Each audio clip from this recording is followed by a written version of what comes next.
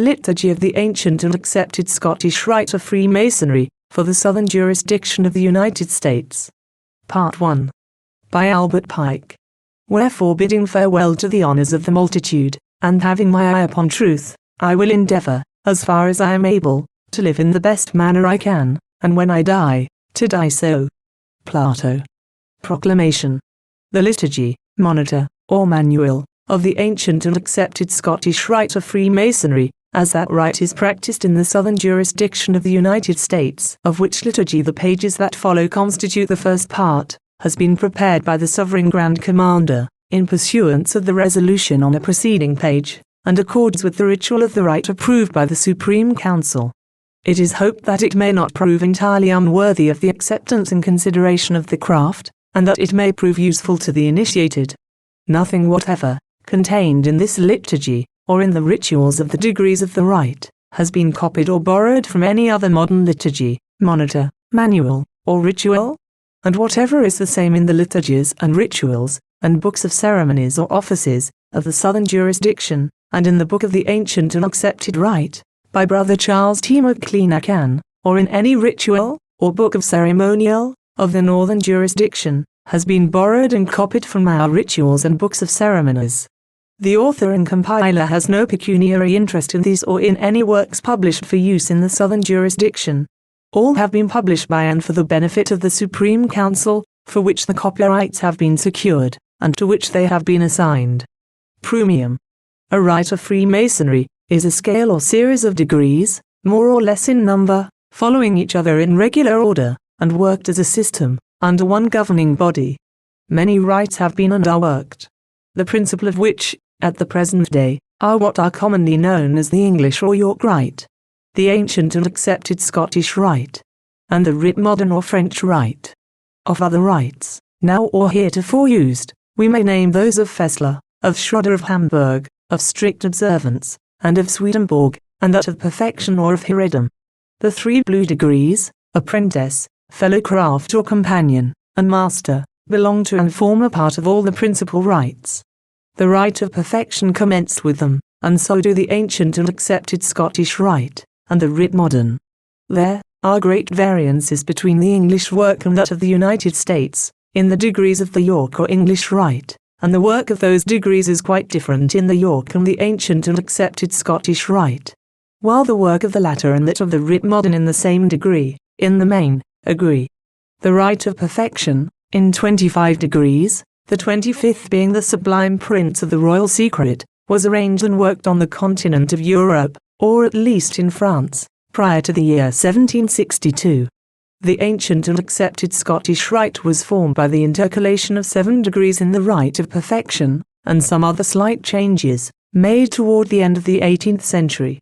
The Writ Modern, established by the Grand Orient of France in 1786, consists of 7 degrees, the 3 first being the blue degrees, and the others, Élu, Écossaise, Chevalier d'Orient, and Chevalier aux Croix, which was the 18th of the Rite of Perfection, and is the 18th of the Ancient and Accepted Scottish Rite. The supreme bodies of this rite are called Grand Chapters General.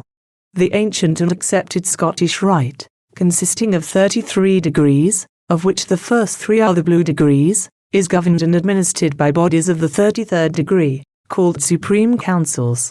Of these, the oldest existing one in the world is that for the southern jurisdiction of the United States, whose see is at Charleston.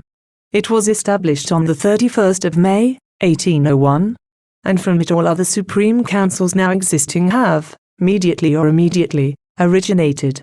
In France there are 2, the Grand Orient of France having, about 1815, established one within itself, when the members of the Supreme Council for France, of which the Arch-Chancellor Cambaceous was Sovereign Grand Commander, had been dispersed upon the return of the Bourbons. The Supreme Council for the Northern Jurisdiction of the United States was established at New York, by the Supreme Council of the United States at Charleston, in 1813, and was afterward removed to Boston. The Supreme Council for France and its dependencies was established by the Comte Alexander Auguste de Grasse, founder of the Supreme Council at Charleston, and of that for the Windward and Leeward French West Indian Islands, in Santo Domingo, in 1802. He created the Supreme Council of France in 1804, and afterward revived that of America, the West Indies, about 1815, which afterward united with the Supreme Council for France. The Supreme Council of Belgium was established in 1817, by authority of the Supreme Council of France. That of Ireland, in 1826, by the Supreme Council for the Southern Jurisdiction of the United States. That for Scotland, in 1846, by the Supreme Council of France. And that for England and Wales, later in 1846, by the Supreme Council for the Northern Jurisdiction of the United States.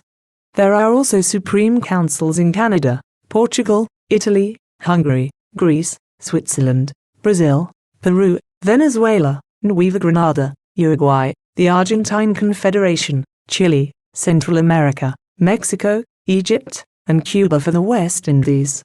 Everywhere, except in Great Britain, Canada, Chile, and the United States, the Supreme Councils administer all the degrees, and the inspectors confer the blue degrees, and establish masters' lodges, and these are chartered and governed by the Supreme Councils. The Supreme Councils in the United States have never exercised these powers, leaving, for the sake of harmony, the blue degrees to be administered under the authority of the Grand Lodges, and themselves never chartering symbolic lodges. The Supreme Councils originally consisted of 9 members each, but in almost all the number has been enlarged. That of the Supreme Council for the Southern Jurisdiction of the United States is now fixed at 33, who hold their office of Sovereign Grand Inspector General for life. The officers of the Supreme Council also hold for life. The Southern Jurisdiction of the United States consists of all the states except Maine, Massachusetts, Vermont, New Hampshire, Connecticut, Rhode Island, New York, New Jersey, Delaware, Pennsylvania, Ohio, Indiana, Illinois, Michigan, and Wisconsin. These were assigned to the Northern Council when it was created, and all the residue of the states and territories of the United States were reserved to the Mother Council. The ancient and accepted Scottish Rite is more widely extended than any other system, no other being worked to any extent in the Latin countries of Europe and America. The laws by which it is governed are 1 degrees. The constitutions and regulations of the year 1762, 2 degrees. The statutes, regulations, and institutes adopted at different times, under these, 3 degrees. The true secret institutes, or grand constitutions of the year 1786, which purport to have been enacted in that year by a Supreme Council of the 33rd degree, at Berlin, and approved and sanctioned by Frederick the Great, Grand Patron, Grand Commander, Universal Grand Master, and true defender of the order, and 4 degrees. The constitutions and statutes of the respective Supreme Councils. All these enactments of the 18th century, original and translated, with its own statutes and other documents, have been published by authority of the Supreme Council for the Southern Jurisdiction, the Grand Constitutions of 1786 being originally in Latin, and those of 1762, the Institutes, etc. in French. The 33rd degree is conferred only by the Supreme Council. It is never applied for, but is given, upon unanimous election, to a limited number of persons in each state, as an honorary degree, the recipients becoming honorary members of the Supreme Council. The degrees, from the 1st to the 32nd, are divided into 6 temples or classes, each administered by a body of the last degree of the class. The arrangement is as follows. 1. The degree of entered apprentice, in French, apprenti. 2. Fellow craft, in French, compagnon. 3. Master Mason, in French, maître. These degrees are conferred by a sovereign or deputy Grand Inspector General, or in and by a symbolic lodge. In the United States they are only conferred in the lodge. 4. Secret Master. 5. Perfect Master. 6. Intimate or confidential Secretary. 7. Provost and Judge. 8. Intendant of the building. 9. Elected Knight or Knight Alou of the 9. 10. Illustrious Alou of the 15. 11. Sublime Knight Alou of the 12. 12. Grand Master Architect. 13. Knight of the 9th Arch, or Royal Arch of Solomon. 14. Grand Elect, Perfect and Sublime Mason. These are styled the ineffable degrees, and are conferred in a lodge of perfection, of the 14th degree. 15. Knight of the East, or, of the Sword. 16. Prince of Jerusalem. These are conferred in a council of princes of Jerusalem, of the 16th degree, distinct, or in the bosom of a chapter of Rose-Croix. 17. Knight of the East and West. 18. Knight of the Eagle, Knight of the Pelican, or Knight Rose-Croix, formerly styled Sovereign Prince Rose-Croix. These are conferred in a chapter of Knights Rose-Croix. 19. Grand Pontiff, or Sublime Écossaise. 20. Grand Master of all symbolic lodges. 21. Patriarch Nokite, or Prussian Knight. 22. Knight Royal Axe, or Prince of Libanus. 23. Chief of the Tabernacle. 24. Prince of the Tabernacle. 25. Knight of the Brazen Serpent. 26. Prince of Mercy, or Scottish Trinitarian. 27. Knight Commander of the Temple. 28. Knight of the Sun, or Prince Adept. 29. Knight of St. Andrew of Scotland. 30. Knight Kardosh, or of the White and Black Eagle. These degrees are conferred either in the Council of Knights Kardosh, or in a consistory of the 32nd degree. 31. Grand Inspector Inquisitor Commander. 32. Sublime Prince of the Royal Secret. These degrees are conferred either in the Grand Consistory of a state, or in a particular consistory. Originally they were conferred by the Supreme Council only, or by its special authority, but that for the southern jurisdiction has now delegated the power to the consistories. The Supreme Council reserves to itself the power of conferring any or all of the degrees, and even where there is a Grand Consistory, any active member of the Supreme Council, or special deputy, has power to confer all, from the 4th to the 32nd inclusive. The Grand Consistory in each state is the head and governing power, under the Supreme Council of the right in that state, grants letters patent of constitution for subordinate bodies, and receives dues from them. Having legislative and appellate judicial powers, it is only required that a candidate for the ineffable and higher degrees, even to the 33rd, should be a Master Mason of some lawful right, and in good standing. No more can be required. The lodges of all the degrees, from the 4th to the 14th inclusive, are contained in the Lodge of Perfection. To open it, opens them all. But a lodge, of any degree, may be opened and closed independently. The case is the same with the bodies of the degrees, from the 19th to the 29th, inclusive. They are all contained in a Council of Gardosh. Yet there is no reason why there may not be independent bodies of either of the degrees, and as the 28th is the last philosophical degree, it would be more appropriate to give to bodies of that degree jurisdiction over the degrees from the 19th to the 27th, inclusive. No brother should be permitted to sit in a lodge, unless properly clothed, with the cordon, apron, and jewel of the degree, or of a higher one. The delays required to elapse between the degrees are, between 14th and 16th, 3 months. 16th and 18th, 3. 19th and 30th, 6. 30th and 32nd, 1 year. The Blue Degrees. Masonry. Definition and objects of, etc. Masonry, more appropriately called Freemasonry, in French, Francmasonry, in Latin, Latomia, or Lautumia, has received many definitions. The definition given of the order by the Grand Orient of France is, the order of Francmasons is an association of wise and virtuous men, whose object is, to live in a perfect equality, to be intimately connected by the ties of esteem, confidence, and friendship, under the name of brethren, and to stimulate each other to the practice of the virtues. An English definition is, that Freemasonry is a system of morality, veiled in allegory, and illustrated by symbols. Each definition is exceedingly imperfect. The order of Freemasons is, or ought to be, an association of intelligent, virtuous, disinterested, generous, and devoted men, regarding each other as free, equals and brothers, and bound by the obligations of fraternity to render each other mutual assistance. And Freemasonry is a system and school, not only of morals, but of political and religious philosophy, suggested by its allegories and concealed under its symbols. And, including in itself several degrees of knighthood, it is also a chivalric order, requiring the practice and performance of the highest duties of the man, the citizen, the patriot, and the soldier. Intended to be all this, it has become denaturalized, not only by opening its doors too widely, so that all the multitude might rush in, but by becoming a mere association for mutual relief, and for inculcating ordinary principles of morality.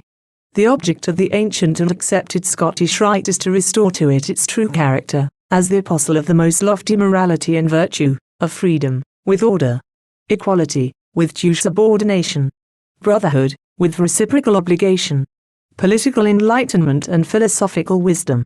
The definition of Masonry, in the ancient and accepted Scottish Rite, symbolized by the square and compasses, is a continuous advance, by means of the instruction contained in a series of degrees, toward the light, by the elevation of the celestial, the spiritual, and the divine, over the earthly, sensual, material and human, in the nature of man.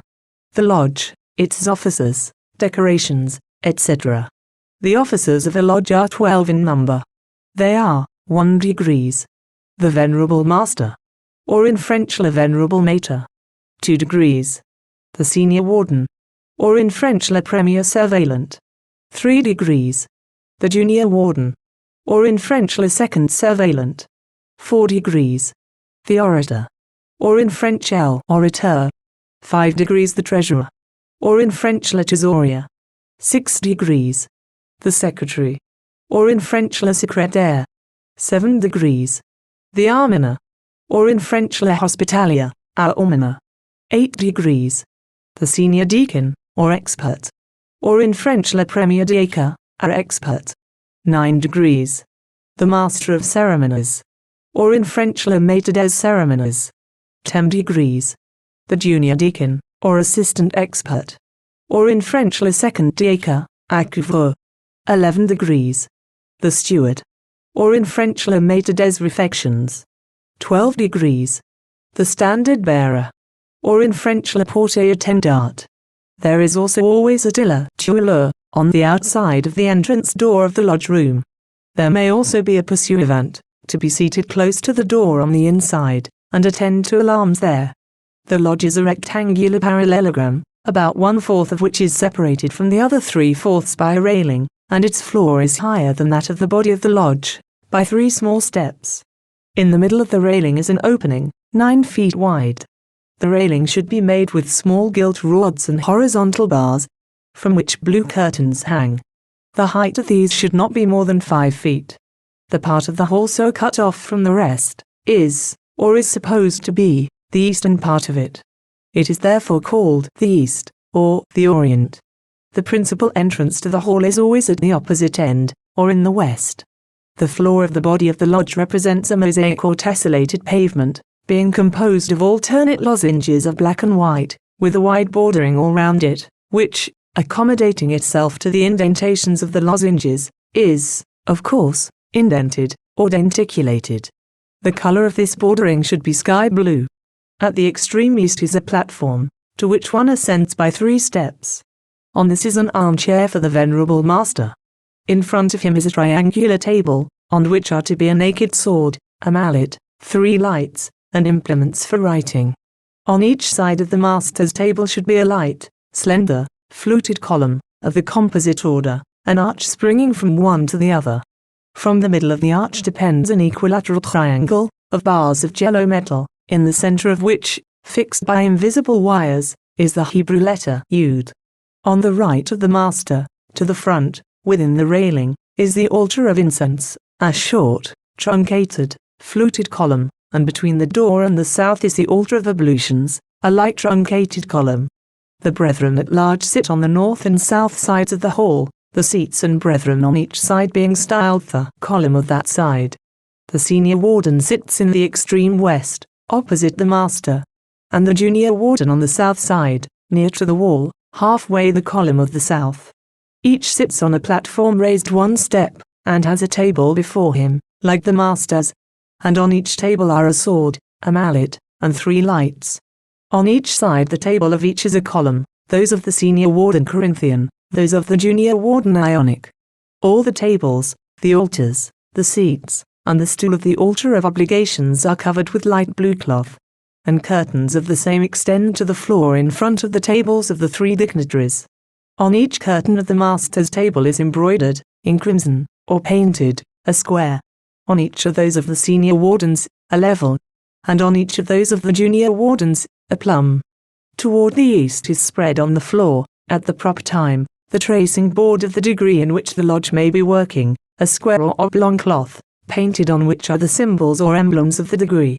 On the west side of the tracing board is the altar of obligation, square, and 3.5 feet high, with a brazen plate covering the top, and horns or flames of brass at each corner. Upon this altar will always be the Holy Bible, the square, and the compasses, the latter always open to 60 degrees. On the east, south, and west sides of the altar, respectively, must always be a lighted candle, the three forming an equilateral triangle. Each should be long and large, and of blue wax, the candlesticks upon slender pedestals about 3 feet in height. There is room for a person to pass between the wall and the seats of the senior and junior wardens, respectively. The same is the case with the master's seat. The walls of the lodge should be hung from ceiling to floor with light blue cloth. This must at least be the case with the east. On each side of the entrance is a column, proportioned according to the dimensions given in the Bible, and consequently short and heavy in proportion to their diameters, if those dimensions, as given in the Book of Kings, are correct, for example, 18 cubits in height, and the chapiters upon them 5 additional cubits, and the diameters 4 cubits. But in Chronicles the height is given as 35 cubits, making, with the chapiters, 40. The capitals should be carved as if formed of the seed vessels of the lotus, covered with wreaths or chains and lace or network, and surmounted by pomegranates. The one on the south is called Yashin, that on the north, Bahays, or bows. In the center of the mosaic pavement is a 5-pointed star, emitting rays. Visitors entitled to do so are seated in the east, on either side of the master. The seats of the other officers will appear by the plan given above, in which each is designated by the character prefixed to each on the list. There are oblong tables for 2 secretaries, or one and his assistant, and also one for the treasurer, and one for the orator. On the altar of incense are a tripod, censers, and cups containing perfumes for burning. On that of ablutions is a brazen laver, always containing pure water. On the north side of the hall are 4 columns, 2 Tuscan, and 2 Doric, of the same height as those of the wardens. In addition to the altar lights, and those before the officers, there must be 11 portable lights, always ready for the reception of visitors. The points of the square upon the altar must be toward the east. Consequently, those of the compasses toward the west. If the lodge possesses a regular gavel of steel, it should also be on the altar. As the tracing board or painting contains the symbols of Freemasonry, it is always spread out when the lodge is at work. The deacons will spread it, while the brethren are being clothed, before opening. On the treasurer's table will be 2 lights, implements for writing, the box of fraternal assistance or for contributions, and the clothing and insignia for the candidate. On the secretary's table, besides his books and papers, 2 lights, the register of visitors, the ballot box, and the pouch of propositions, which is a bag of velvet or silk, attached to a small hoop, and with a short handle. The ceiling will represent the heavens. Over the east is painted a great sun shining. Over the senior warden, a crescent moon. Over the junior warden, a 5-pointed star. All around the wall, just below the ceiling, is painted, in French lodges, a knotted cord or rope la hoop dentelle, about 6 inches in diameter, with tassels dependent from it at each corner.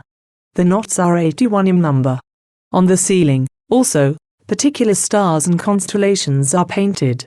In the center, the 3 stars in the belt of Orion, and between them and the northeast, the Pleiades, and Hyades, and Aldebaran. Halfway between Orion and the northwest, Regulus, in Leo. In the north, Ursa Major. In the northwest, Arcturus. West of Regulus, Spica Virginis. In the west, Antaeus. In the south, Fomalhaut. Over the east, also, is Jupiter, and over the west, Venus. Mercury close to the Sun, and Mars and Saturn near the center of the ceiling. The stars in the belt of Orion represent the number 3. The Hyades, 5. The Pleiades and Ursa Major, 7. The 5 royal stars are Aldebaran, Arcturus, Regulus, Antares, and Fomalhaut. In the 2 first degrees, the master is styled Venerable. The other dignitaries and officers are styled simply Brother and Brethren. In the 3rd degree, the master is styled Worshipful. The wardens, Most Venerable. And the master masons other than the 3 dignitaries, Venerable. It is not allowable, in addressing or speaking of an officer or brother, in the master's lodge, to omit his proper title. The terms dear and very dear prefixed to the word brother or brethren in addressing an officer or brother, or officers or brethren, are represented, in the ritual, by the initials D or V. D. The jewels, or badges of the dignitaries and officers are, for the master, a square; for the senior warden, a level; for the junior warden, a plum; for the orator, an open book, or a roll; for the treasurer, 2 keys, crossed; for the secretary, 2 pens, crossed; for the almoner, an open hand; for the senior deacon, a gavel; for the master of ceremonies, the compasses, opened to 90 degrees, on the arc of a circle graduated; for the junior deacon, the 24-inch gauge; for the steward, 2 wands, crossed; for the standard bearer, a pennon; for the pursuivant, an arrow; for the tiller, a sword; if the secretariat is divided, for the keeper of the seals, a signet ring; for the keeper of the archives, 2 pens, crossed. Each jewel is enclosed in a triangle, and the whole of silver. The dress should be a black coat, black pantaloons, and black or white vest. Master masons wear their hats in each of the lodges. The clothing is a square apron of white lambskin, not of cotton or linen, tied by a blue silk cord, which ends in front with tassels. The apron is entirely plain, without any emblems or devices, lined with light blue silk, and edged with light blue ribbon, no more or less than ½ an inch wide. The flap is cut to a point in the middle, and lined and edged like the main apron. The width and depth of the apron, 14 inches. The dignitaries alone wear scarfs of light blue silk. All officers and brethren wear swords, steel-hilted, with black belts round the body and black shoulder straps. The scabbard is of black leather and steel-mounted. All wear white gloves. These are part of the clothing. They should be of silk or cotton. Visitors and honors. Every lodge has a book, called the Register of Visitors. Before the lodge opens, this book is taken to the ante-room, and no visitor can be admitted until he has inscribed on the register his name, his lodge, if a member of one, and his office or rank. When all are inscribed, the book is taken into the lodge. In receiving visitors, the lights taken out are termed stars. Visitors are introduced in classes, and with the honors following, brethren of the 3 first degrees, the brethren standing, and under the sign of order. Masons of the 14th degree, with 2 stars and 2 swords. The princes of Jerusalem, 16th degree, with 3 stars and 3 swords. Knights Rose-Croix, actual masters of blue lodges, and actual presiding officers of lodges of perfection and councils of princes of Jerusalem, with 4 stars and 4 swords. Knights Gardosh and actual presiding officers of chapters of Rose-Croix, with 5 stars and 5 swords. The actual commander of a council of Gardosh, and princes of the royal secret, with 6 stars and 6 swords, and arch of steel. The commander-in-chief of a particular consistory of the jurisdiction, or of a grand consistory, not of it, or of 32 degrees, deputy of the Supreme Council, with 7 stars and 7 swords, and arch of steel. The commander-in-chief of the grand consistory of the jurisdiction, and all deputies, of the 33rd degree, regularly commissioned by the Mother Supreme Council, and all sovereign grand inspectors general of the 33rd degree, other than those hereinafter mentioned, with 8 stars and 8 swords, and arch of steel. All active and emity members, not dignitaries, of the Mother Supreme Council, and her deputies for Louisiana, and active members of other Supreme Councils in alliance with the Mother Supreme Council, with 9 lights and 9 swords, steel arch, swords clashing and mallets beating. a sovereign Grand Commander of another jurisdiction, or a past sovereign Grand Commander of any, or a dignitary or past dignitary of the Supreme Council, with 10 stars and 10 swords, steel arch, swords clashing and mallets beating. The sovereign commander of the Mother Supreme Council, or his special delegate and proxy, with 11 stars and 11 swords, steel arch, swords clashing and mallets beating. But no honors are to be rendered to any Mason whose dignity or rank in the ancient and accepted rite shall be inferior to that of the presiding officer, nor when the commander-in-chief of the Grand Consistory of the state shall already have been received and is present, except, in any case, when the visitor is an active member of the Supreme Council, or a sovereign or past sovereign Grand or Lieutenant Grand Commander, or the special delegate or proxy of the sovereign Grand Commander. While receiving visitors entitled to honors, all the brethren and the officers, except the master, will be uncovered. He uncovers to no one. The proposing and electing of members.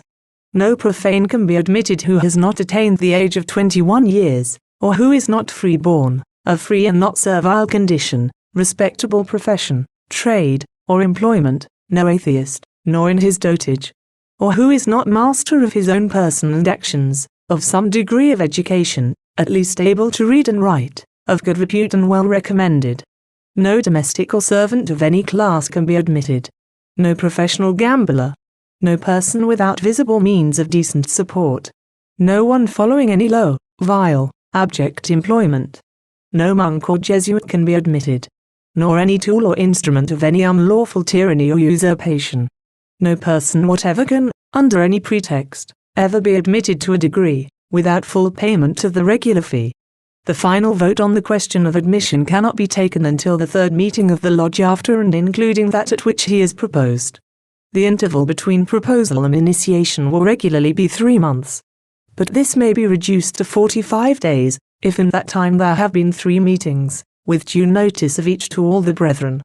In every case a petition for admission of the profane, written and signed by himself, will be presented, in the following form, to the Venerable Master, the Wardens, and Brethren of Lodge, Number, of the State of the ancient and accepted Scottish Rite of Freemasonry, I, a B, being free by birth, and of the full age of 21, do declare that, unbiased by any solicitation of friends or others, and uninfluenced by mere curiosity, or by mercenary or other unworthy motives, I freely and voluntarily offer myself for the mysteries of Freemasonry, that I'm prompted to do so by a favorable opinion conceived of the fraternity, the desire of knowledge, and a sincere wish to be serviceable to my fellow creatures, and that I will cheerfully conform to all the ancient usages and established customs of the order.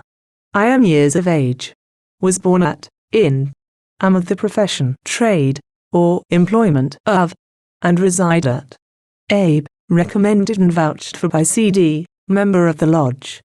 This petition is to be handed by the vouching brother to the Venerable Master, in private. The voucher must not be given without a full and intimate acquaintance with the character, habits, and disposition of the candidate, and it applies as well to his intellectual as to his moral character. No man who is not possessed of the mental strength and ability to understand and value the instruction conveyed, some education, and some taste for study and capacity for reflection, ought to be allowed admission, even to the lesser mysteries. And if the voucher presents a drunkard, gambler, seducer, cheat, or unfair dealer, he must himself be expelled from the order. The plea of ignorance will not excuse him. Everyone recommends and vouches as of personal knowledge, and accepts the risk. The right of exercising one's judgment by the secret ballot is absolute. No Mason is bound to receive as his brother one whom he dislikes or suspects, or thinks unintelligent, or likely to be indolent, indifferent, or pragmatical. To question him for his vote is to deserve expulsion, and the lodge should always be content to retain a tried brother, when it must virtually lose him to acquire a stranger, unknown to it as Masons know each other. If there be one or more other lodges, of any regular rite, in the place where, notice of an application for initiation will be given to each, as soon as it is made.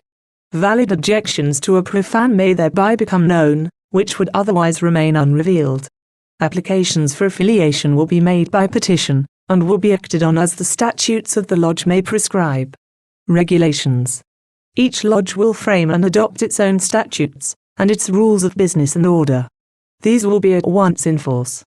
But they must be, within a brief space, submitted to the Grand Consistory of the State, or, if there be none, then to the proper active or Deputy Inspector General, that if they contain anything contrary to the Grand Constitutions, or to the laws, statutes, ordinances, canons, or regulations of the Supreme Council, or of the Grand Consistory, if there be one, so much of them may be disapproved, and by such disapproval, when that is made known to the Lodge, cease to be of force, unless it be decided that such part or parts were, from the beginning, null and void. The statutes must provide that there shall be regular meetings of the Lodge on the days of the summer and winter solstice, that is, on the 24th of June, the festival of the Nativity of St. John the Baptist, and on the 27th of December, the festival of the birth of St. John the Evangelist. On these days the brethren will dine together. The election of officers will be held at the regular meeting next preceding the winter solstice, and they will be installed on that day. The officers of lodges will be elected for not less than 3 years. The first 7 are elective officers. The others are appointed by the master. The right to Masonic burial cannot be denied to fellow crafts and entered apprentices. They are Freemasons. Nor can it be allowed to Masons long unaffiliated, and long neglectful of their duties. Either an entered apprentices or fellow crafts lodge may be separately opened. But when a lodge of master Masons is opened, it includes in itself both the other lodges, and the work of the first may be suspended, to commence or resume work in either of the 2 last. Apartments connected with the lodge. There must be a convenient and comfortable ante-room, salid or presbytus, for the reception of visitors and other necessary purposes. It must be a room, one door opening into the lodge room, and with another door for exit, that may be kept closed. There must also be a preparation room, with a door opening into the lodge room on the left of the senior warden. Here candidates will be prepared, and here also visitors may await admission. In the ante-room must be a desk, with materials and implements for writing, on which desk the register of visitors will be laid. In this room, also, the wardrobe should be kept, and a book for subscriptions for banquets and festivals. It should be well supplied with chairs, and 1 or more tables for writing. In the preparation room there will be no furniture, except a single table, some chairs, and a bookcase or cases containing the library. The following sentences are painted on the wall, or are suspended, in large print, and framed, in a conspicuous place. If mere curiosity brings thee hither, turn back, begone. If thou fearest to see the faults and frailties of humanity dissected, thou wilt find no satisfaction amongst us. If thou valuest worldly goods and advantages alone, thou wilt find nothing here to aid thee in thy purpose. If thou lackest confidence in us, advance no further. If thy heart be pure, and thy intentions good, thou art welcome. If thou perseverest, thou wilt be purified by the elements.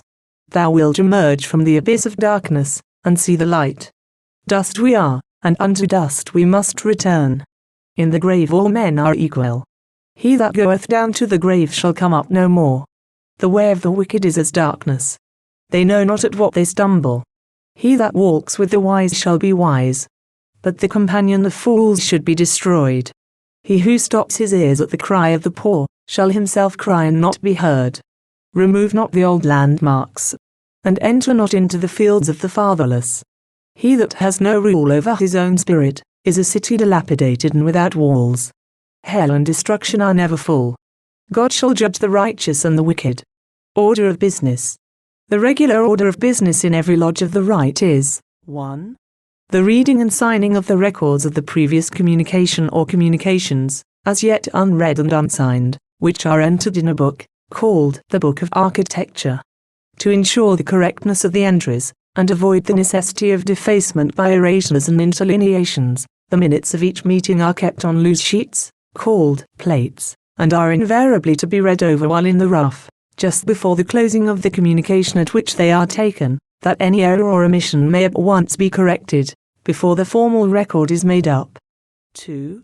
Report from the Brother Almoner, of any special case or cases, requiring relief or assistance. 3. Reports from permanent or standing committees. 4. Reports from special or select committees. 5. Applications for initiation, reception, or admission to membership. 6. Consideration of previous proposals for initiation or affiliation. 7. Receptions. 8. Motions and resolutions. All reports from committees are received. Their consideration, if they give rise to debate, may be postponed until after the initiations or receptions. At every meeting the Secretary will place before the Master the order of the day, on which, under the above heads, will be stated the different matters to be considered and acted upon. The Lodge may postpone any matter, by passing to the order of the day. Miscellaneous. 1. All trials for offences must be held in open lodge, before the whole lodge, on regular charges and specifications, the vote on each of which will be taken separately, by yeas and nays, the youngest member, not an officer, voting first, and so on up to the eldest, and then the officers, beginning with the tiller and ending with the master. The punishments are censure or reprimand, fines, pecuniary restitution, suspension from membership or the privileges of Masonry for a definite or indefinite time, expulsion from the lodge, and deprivation of the character of Mason. Suspension for an indefinite time can only be terminated by vote of 3/4 of all the brethren present at a regular meeting, taken upon a call of names, beginning with the youngest Mason, and after notice given at the preceding regular meeting. 3 brethren may demand a committee of inquiry before the ballot. Suspension for a definite period will terminate at the end of the period, unless it is continued by vote of 3/4 of the brethren present, taken in the same manner, at the regular meeting, after notice by a brother, and demand for it, at the preceding regular meeting. The notice and demand will continue the suspension until the ballot. 3 brethren may demand a committee of inquiry, and the suspension should be continued, if the suspended party have not reformed or made reparation. If continued, it becomes indefinite. A majority of 3/4 is necessary to expel. A simple majority of votes will suspend. 2. A lodge can never close until the box of fraternal assistance is sent around, and no brother can withdraw from the lodge before it closes, without depositing his contribution. The sum contributed will be handed to the almoner, to be used in relieving distress. It may be directed to be applied to a particular case, of a party named or unnamed, on motion of any brother. However applied, the party relieved is never to be informed from what source the relief comes. 3. A lodge cannot be called off until another day or evening, when at refreshment, the members remain in presence of the junior warden, on whose table the small gilt column of harmony is then placed upright. 4. The lodge must always be opened and closed in due and proper form. No openings without form or, in short, are allowable. 5. No brother can leave the lodge before it closes, without permission from the senior warden, which will only be given for good cause. Any brother may object to another leaving, and demand a vote of the lodge, which ought not to permit withdrawal, except for good cause, since thereby the most important business is often transacted by a few, or neglected. 6. The brethren will always be called to order precisely at the hour and moment fixed. Brethren arriving afterward must render good excuse, or be liable to censure and even to fine. 7. The banner of the lodge is to be of white silk, edged and fringed with blue. On one side, embroidered or painted in blue and gold, the square and compasses, and on the other the blazing star of 5 points. Over the square and compass, the motto, Masonry oblige, and over the blazing star, the words, in Hebrew, Yirat Elohim, meaning reverence for the deity. The banner should be square, each side measuring about 30 inches, and it should be attached to a light staff, as below, with a spearhead above. 8. There are no assemblies of Masons, in the ancient and accepted rite, working after the manner of a lodge. Masons can only be made in just and regularly constituted lodges of such. In a state where there is a grand consistory, letters of constitution for lodges will be granted by that body. The commander-in chief or an inspector general or deputy may grant temporary letters, to be confirmed or revoked by the grand consistory. If these are confirmed, letters of constitution issue, confirming and making perpetual the temporary letters. Where there is no grand consistory, letters of constitution are granted by an inspector general, or deputy, on which letters perpetual issue as of course. In every case, officers must at the beginning be elected and duly invested with office by installation. to hold their offices until the winter solstice occurring not less than 2 years and a half, nor more than 3 years and a half afterward. 9.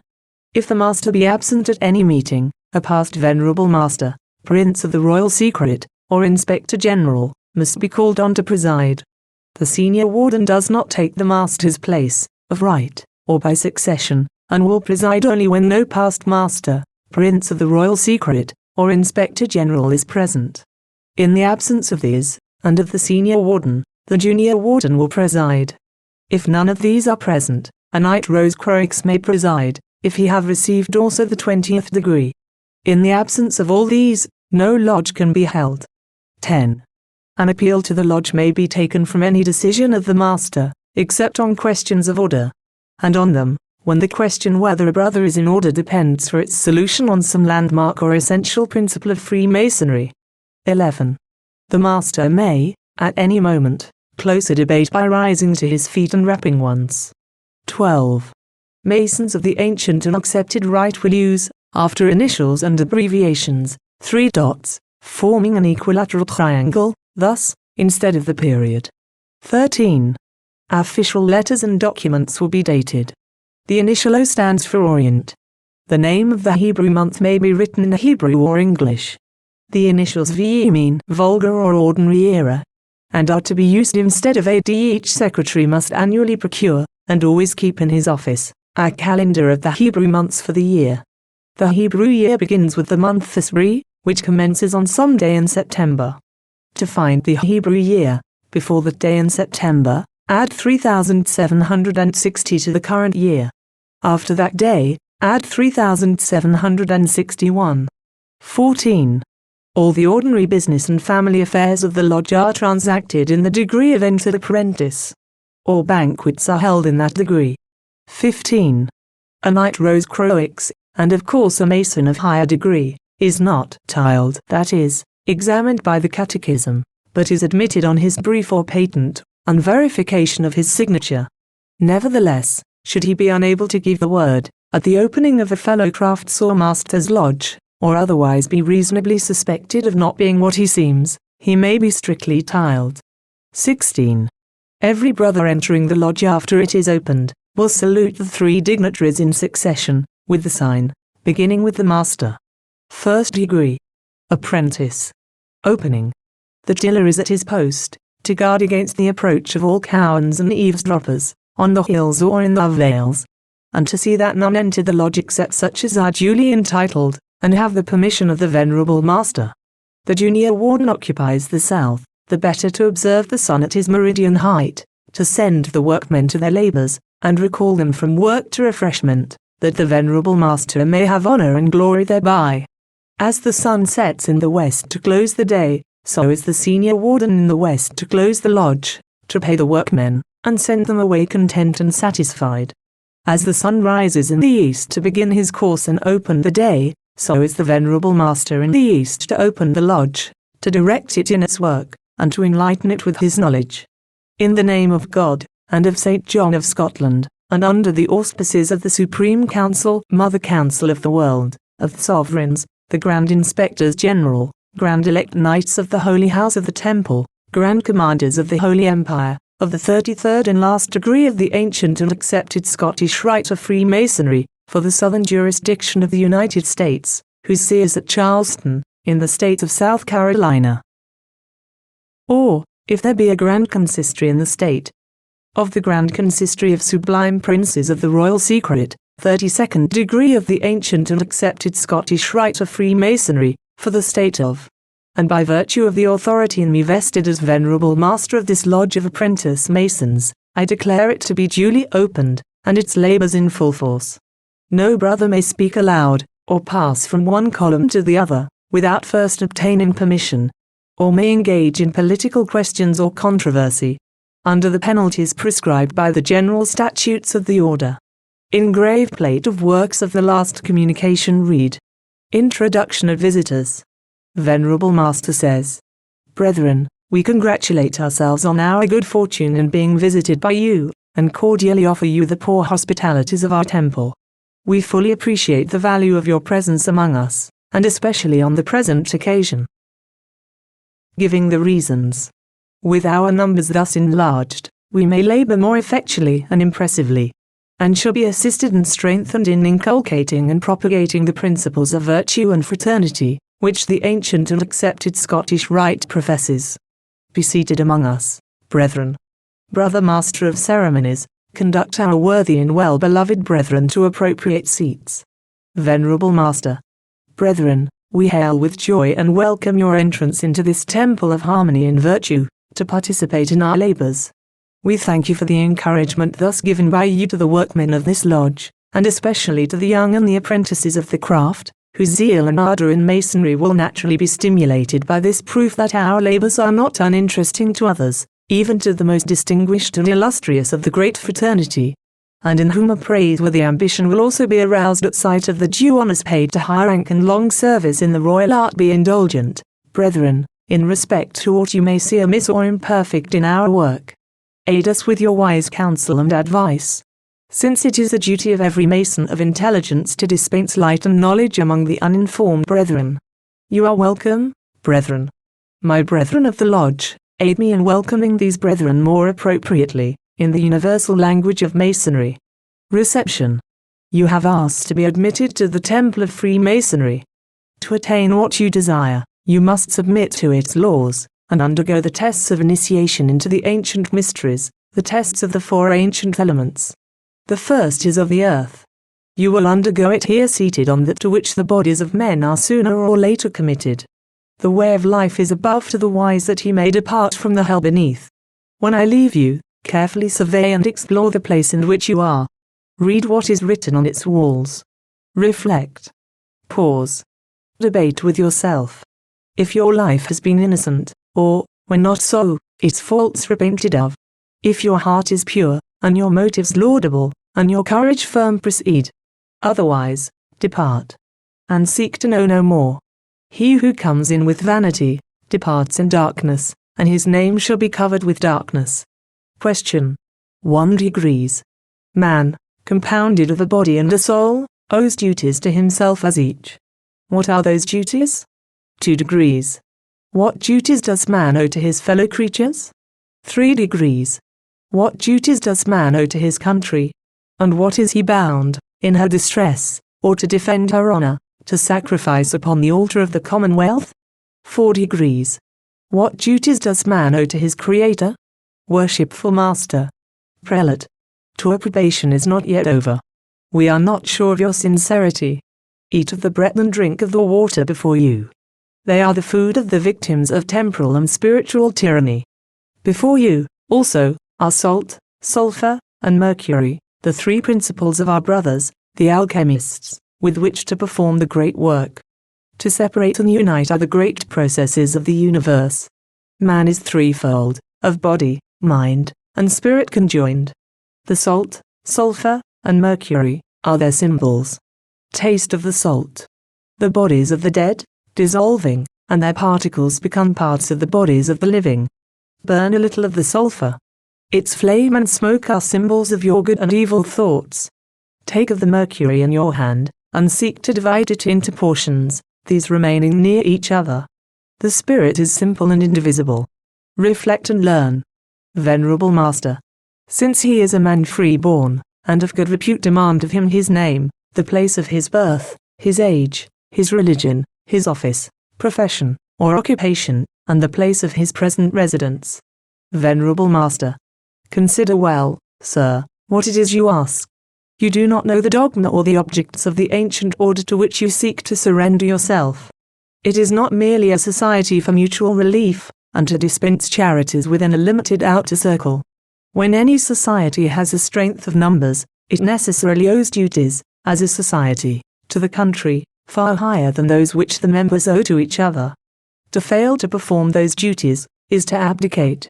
And the non-performance, long continued, becomes chronic impotence. For a long time, not only most societies, but most individuals, have failed to perform their highest duties to their country, exclusively engaged, as they have been, in selfishly caring for their own interest and welfare. The order into which you now ask to enter acknowledges its responsibilities, its duties to the country, its duties to humanity, the necessity for progress. Thus it has the right of demanding the performance of grave duties and stern sacrifices of its initiates. It has foreshadowed to thee what these duties may be, what the extent of these sacrifices. Your descent into the bowels of the earth, your confinement in the dungeon, are typical of, and shadow forth both. The sword near your heart indicates also one sacrifice that may become necessary, as well as the punishment of those who refuse to follow out the inexorable rectilinear logic of duty, and to obey the mandates of a despotic patriotism. Death, or a grave in exile, is an acceptable alternative for devotion. And the true name of devotion is disinterestedness. We are but atoms of the great aggregate which constitutes that fraction of the unit of humanity, our country. We are the leaves on the great tree. What though the leaves fall upon the roots? Will not the tree still continue to grow? The calamities of the present are the terrible price of the future. From the pressure of all desolation, faith gushes forth. Sufferings bring their agony, and ideas their immortality. These mingle, and compose death. He who dies in the performance of duty, dies in the radiance of the future, and enters a grave illuminated by the dawn. It is always for the ideal, and for the ideal alone, that those devote themselves who do devote themselves. Men sacrifice themselves for visions, which, to the sacrificed, are almost always illusions, but illusions with which, upon the whole, all human certainties are mingled. The preparation by Abraham to sacrifice his only illegitimate son, is a grand and sublime allegory. So a country or a society must place its children on the altar, when the coming generations demand it. We have spoken to you of. The order will demand one of you. It has been. By many of the best and foremost men that ever lived. By their lives and deeds, you may know to what the ancient and accepted Scottish rite prompts and stimulates its initiates. Nor is that obligation all. The Roman youth, in the days before Octavius, saw daily in the atrium of his habitation the marble statues of his ancestors, and was thereby daily taught and obligated to imitate their virtues, and emulate their heroic deeds. He is a traitor to a heroic ancestry, who is not himself heroic. The old French said, noblesse oblige with us, Masonry oblige. It is our motto, Masonry is obligation. He is a traitor to Masonry, who does not do the duties of a Mason, into whatever calamity that may lead him. He might justly be dealt with by the sword or the cable tow.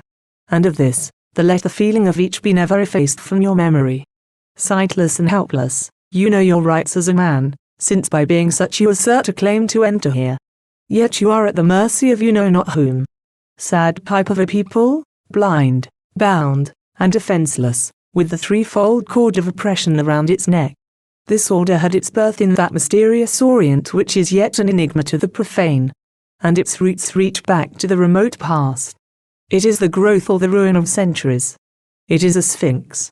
The Oedipus who attempts to solve the enigma and fails, or half succeeds, dies, the victim of inexorable fate. You have passed through the first test of the ancient initiations, that of the earth.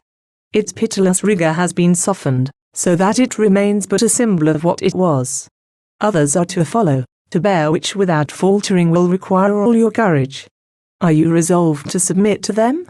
Have you the courage to brave all the possible dangers to which that resolution may expose you? Venerable Master, once again I warn you to reflect. If you become a Freemason, of the ancient and accepted Scottish rite, you will find the stern realities of duty behind its symbols.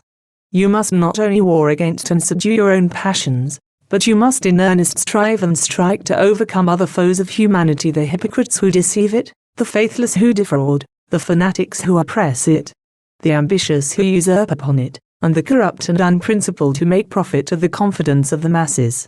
One does not war against these without personal danger. Have you the energy, the resolution, the devotion, to engage in that lifelong warfare against darkness, perfidy, and error? Venerable Master, it is thus, through dangers and difficulties, that men attain initiation. So do false philosophies and specious, plausible creeds, pretending to be brethren of the light, drag down the soul that listens to them into the pits of error. Though Masonry, sir, is not a religion, and proclaims absolute freedom of conscience, still it has a creed.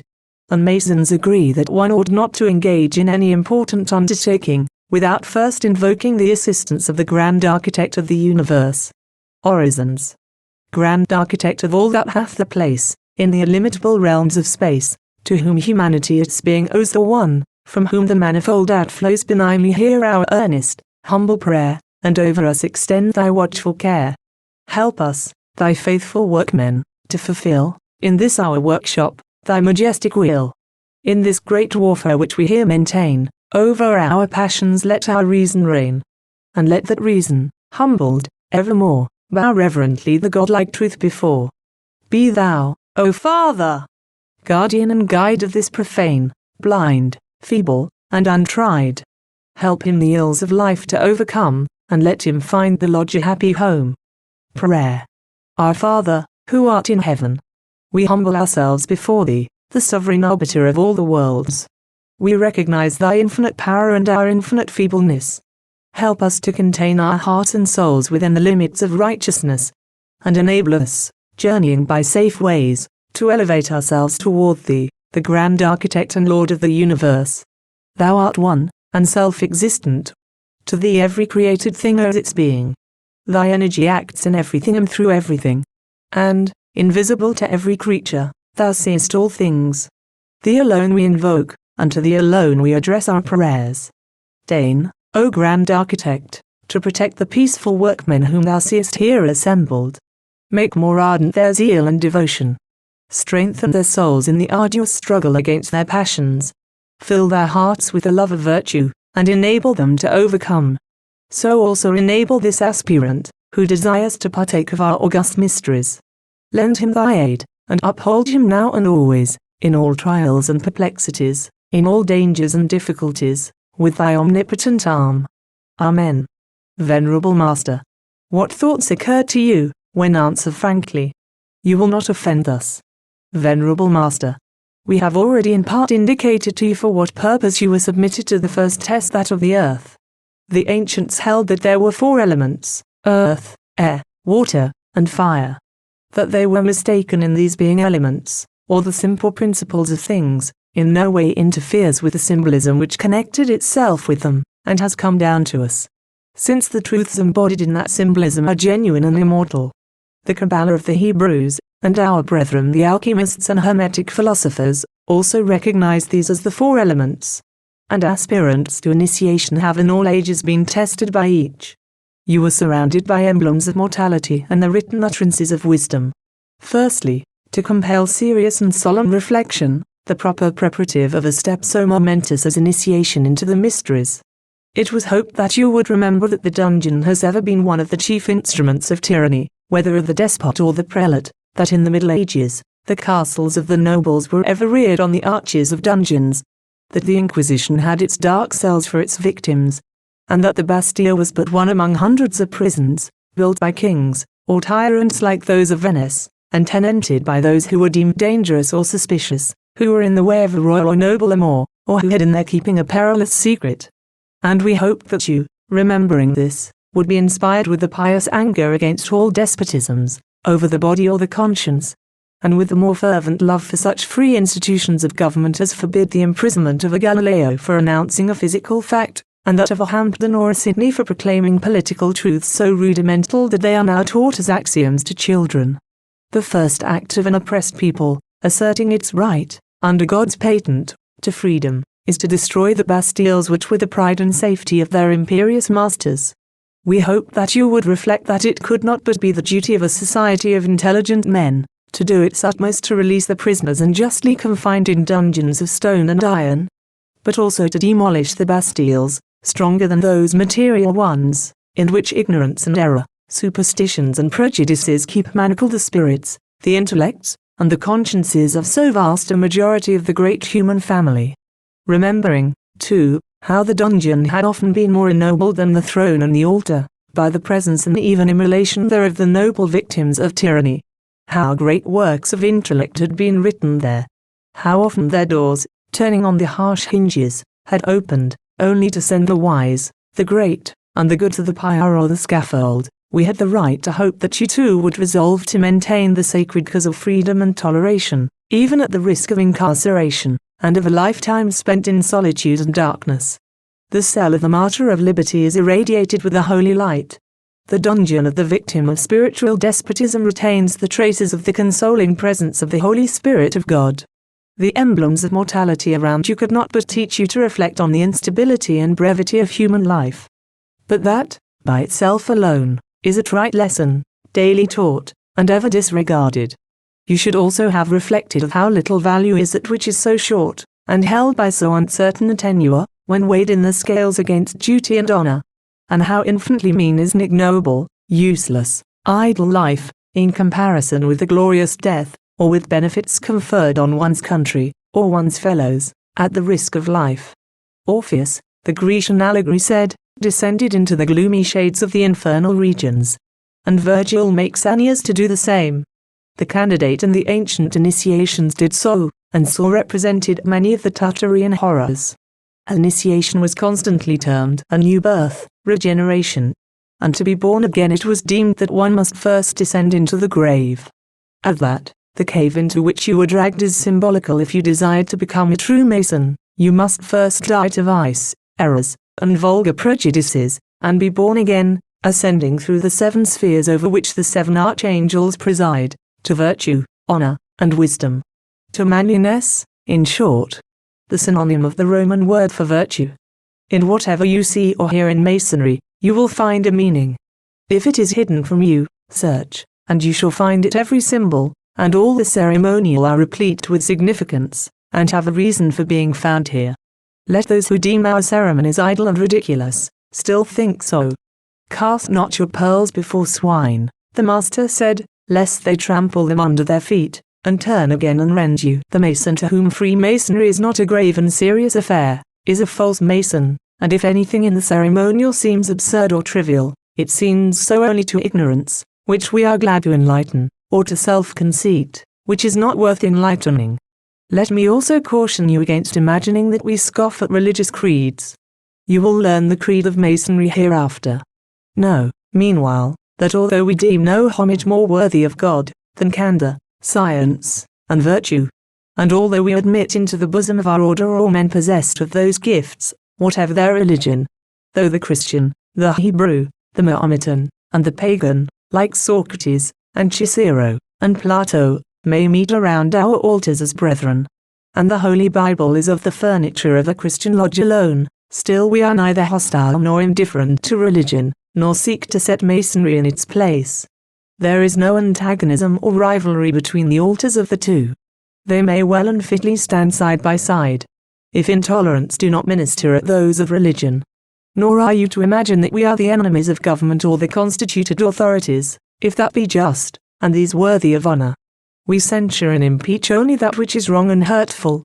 That, in government, which degrades man, and debases the dignity of human nature. But woe to the Mason who permits himself to become the instrument of tyranny, the supporter of usurpation, and the apologist for injustice, and for contempt for the laws and constitutions which contain the eternal guarantees of liberty. Do you believe in one supreme being? This belief, creditable as it is to your heart, is not the exclusive patrimony of the philosopher, but is also possessed by the savage. Yet this is true in only a limited sense. For though the barbarian feels that he is not self-existent, and seeks in nature the cause and author of existence, his God is always in nature, his idol is his God, and his ideas of the deity being wholly confused and false, he does not really believe in God, but in a something above him, which is not God, but an idol of the mind. Little more correct are the ideas of a large proportion of the civilized world.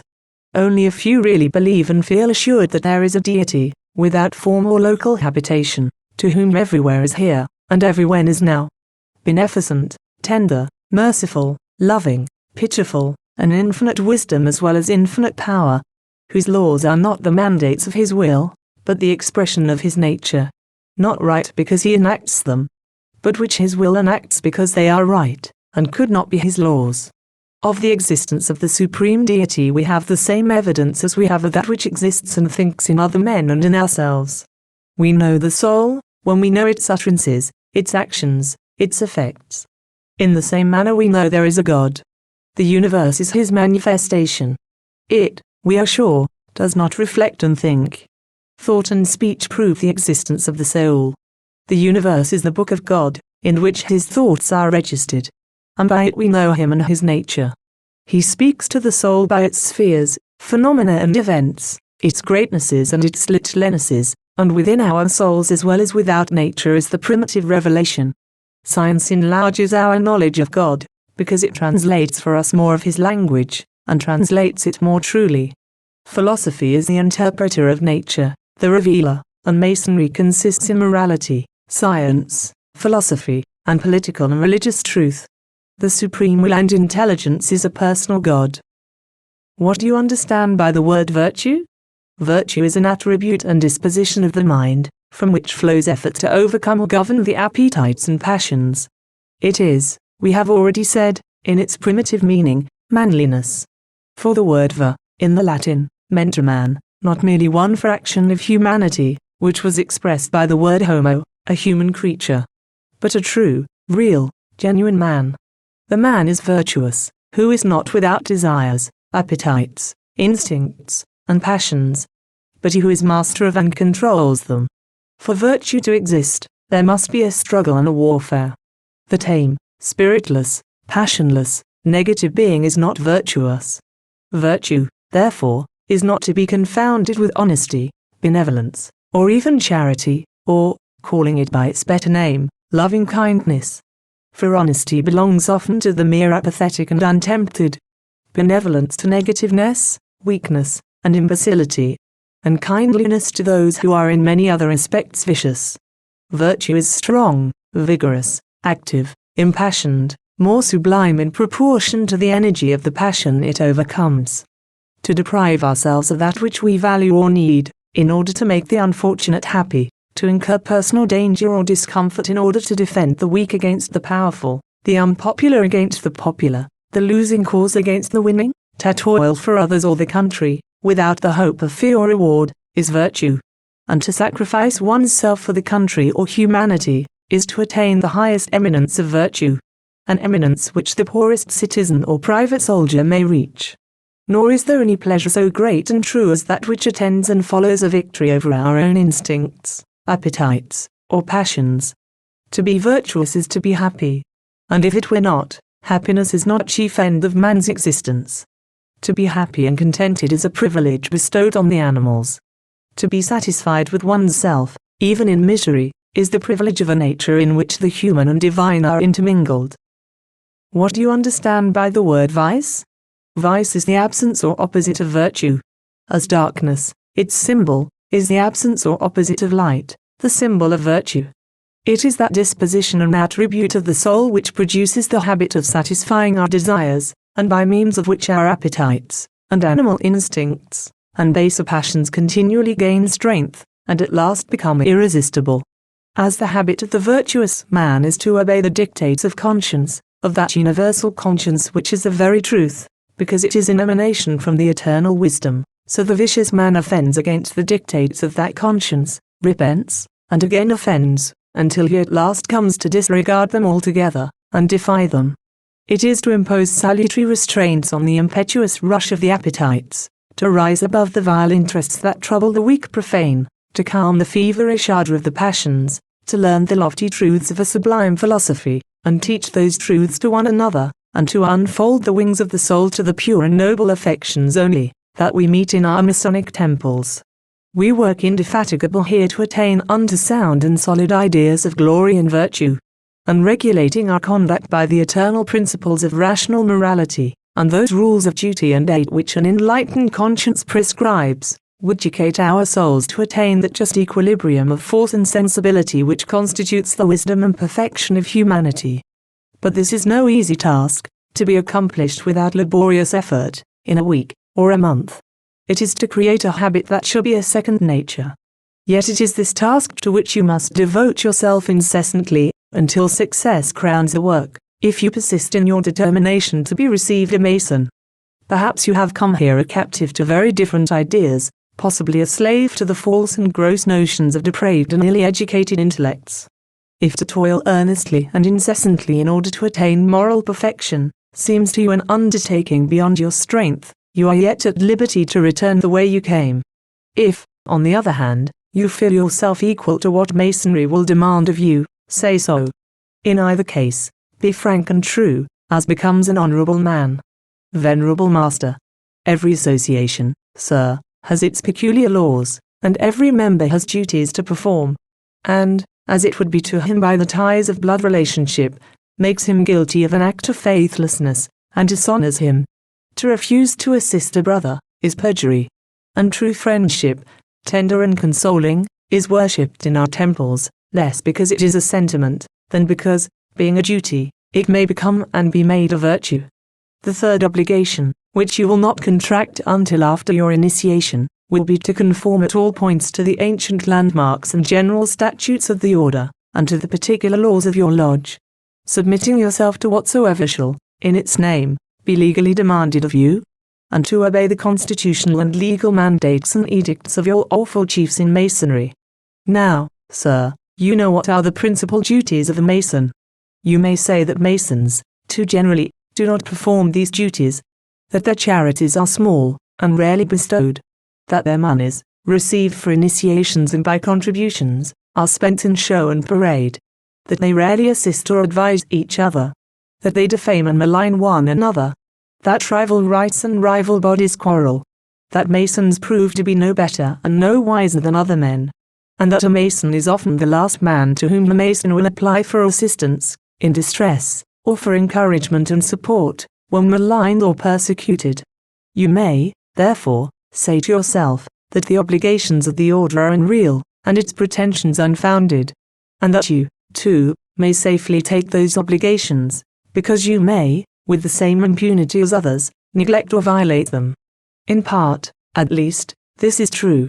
The populace has invaded the sanctuaries, and the true initiation, in the prevailing and popular bite, has died out. It has its lodges in every little, obscure corner. It teaches little to its initiates, and requires little of them. Too often it receives anyone who offers, in order to supply its treasuries. Even its higher degrees have ceased to be exclusive. Populous beyond example, it is powerless. Teaching morality only, it has ceased, even in that, to enforce its lessons. And the well-intentioned, knowing that the great majority of those whom they call their brethren, will not perform their obligations to them, cease to consider themselves bound to succor or assist that majority. Thus it is that Masonry has ceased to exist there, except for the excellent and enlightened few, who lament, but cannot cure the deadly disease of which the order dies, decaying at the root, and hollow, while fuller of leaf than ever. It is because such is the condition of Masonry, that the authorities of the ancient and accepted Scottish Rite have resolved to form select bodies of Masons, by initiation according to their own forms, and by selection of the best from among Master Masons already made such in the other rites. And within this limited circle to insist on the full performance of all Masonic duty, to lop off, without mercy, all dead and decayed branches, and no longer to permit the presence of the faithless, the lukewarm, or the apathetic in their temples. Here, Masonic obligations are serious, solemn, and real. Imagine not that they can be lightly taken, and as lightly disregarded, with impunity. It will be a fatal mistake. All men drink of the cup of good and evil fortune. It is the cup of human life. We have permitted you to do little more than taste the sweet, while you have been required to drain the bitter to the dregs.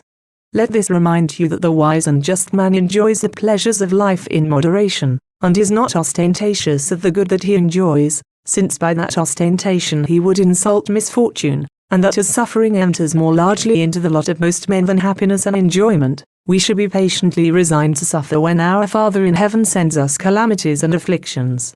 We should be unworthy to share the benefits which society and association afford, if we were not also ready to share the evils which our brethren and fellows suffer. Woe unto him who despairs, when he has to drain the cup of suffering to the bottom. He is unworthy to be called a man.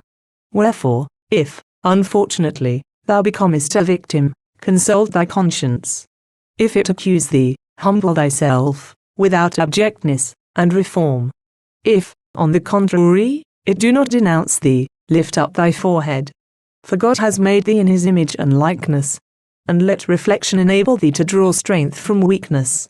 Fall not in the struggle like a coward, but resist like a hero.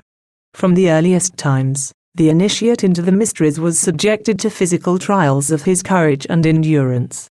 Pythagoras imposed on his disciples 5 years of silence.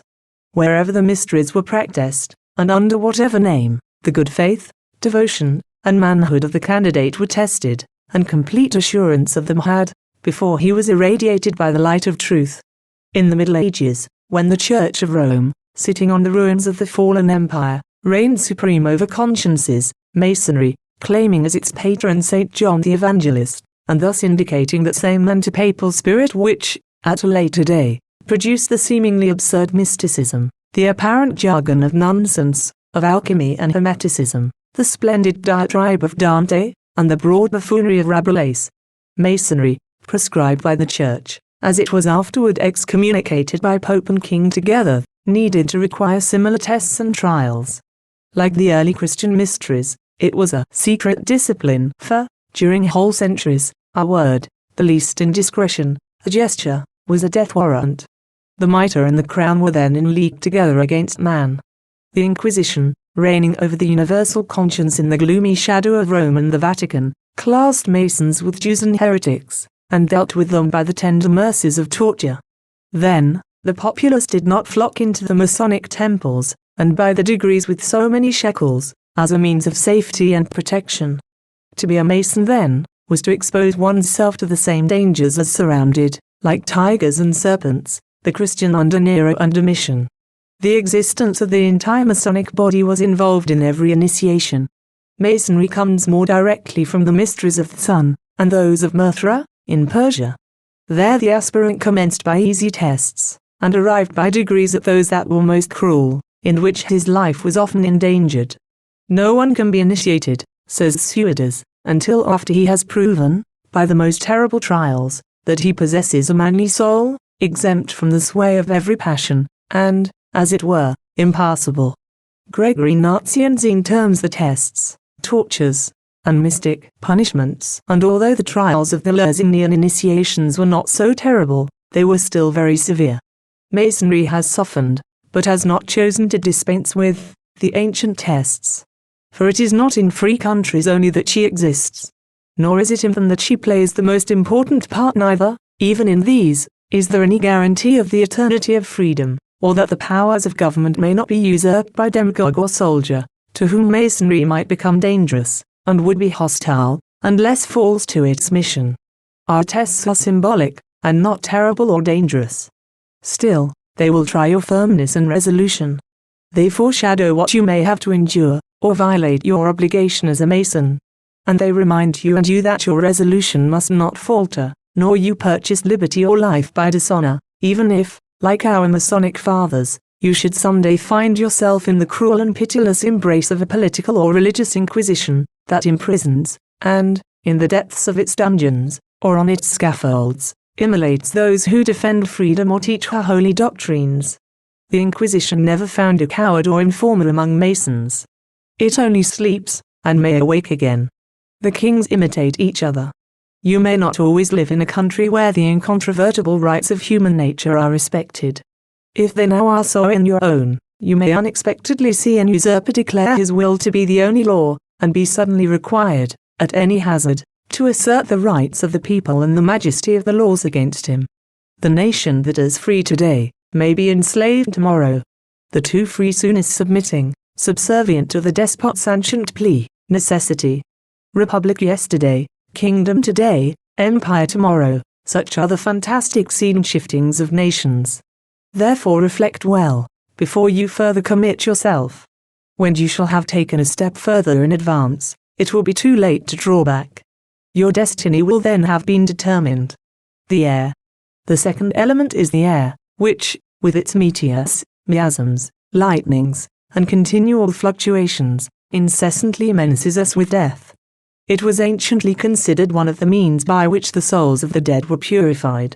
As physical bodies, the old sages said, are exalted from earth to water, from water to air, from air to fire, so the man may rise into the hero into the god. In the course of nature, the soul, to recover its lost estate, must pass through a series of trials and migrations. The scene of those trials is the grand sanctuary of initiation, the universe.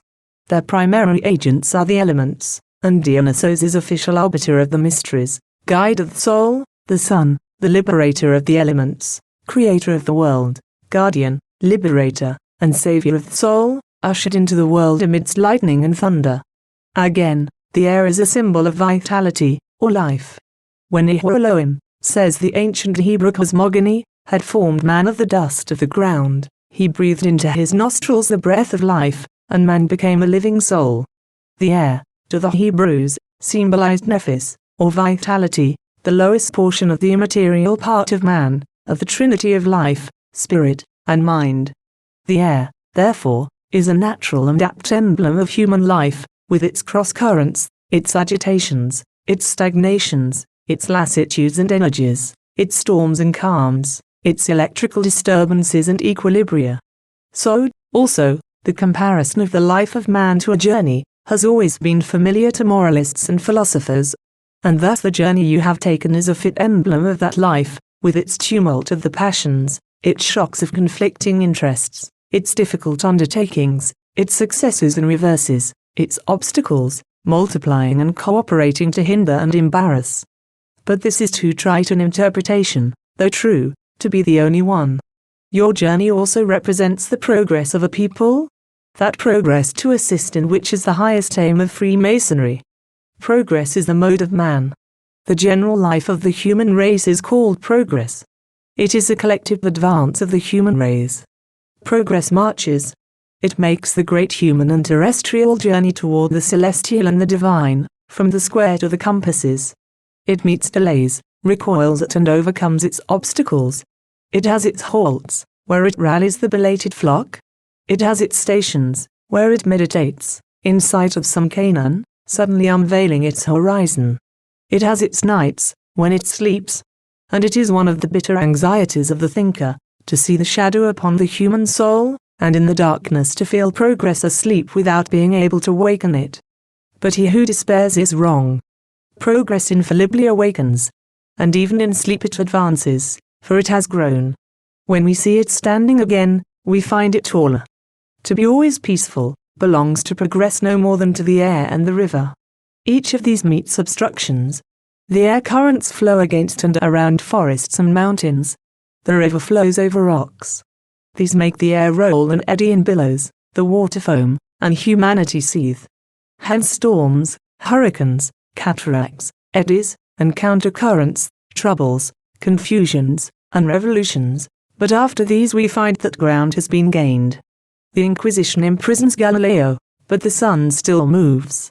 Until order, which is but universal peace, be established, until harmony and unity reign, progress will have revolutions for stations.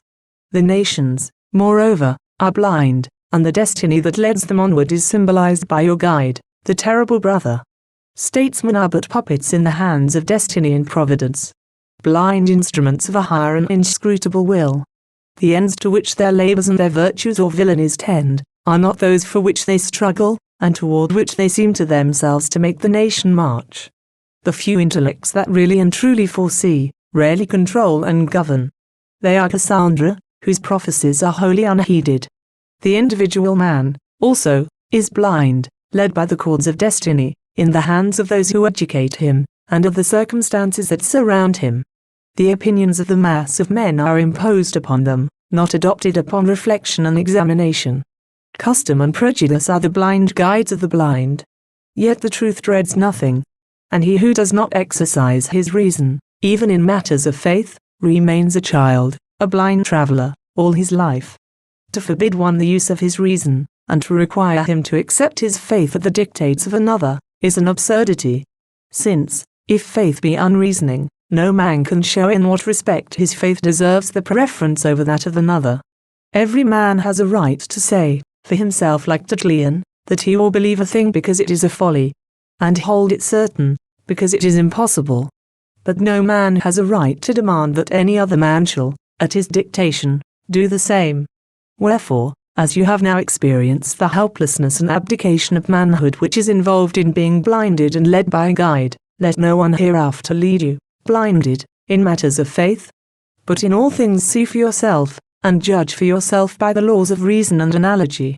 Finally, as after the storm comes a calm, and after the earthquake, repose, so, when the period of tests and trials shall have passed, the age of error and doubt, the tranquility of reason will be enjoyed, of that peace of the soul which satisfies the conscience.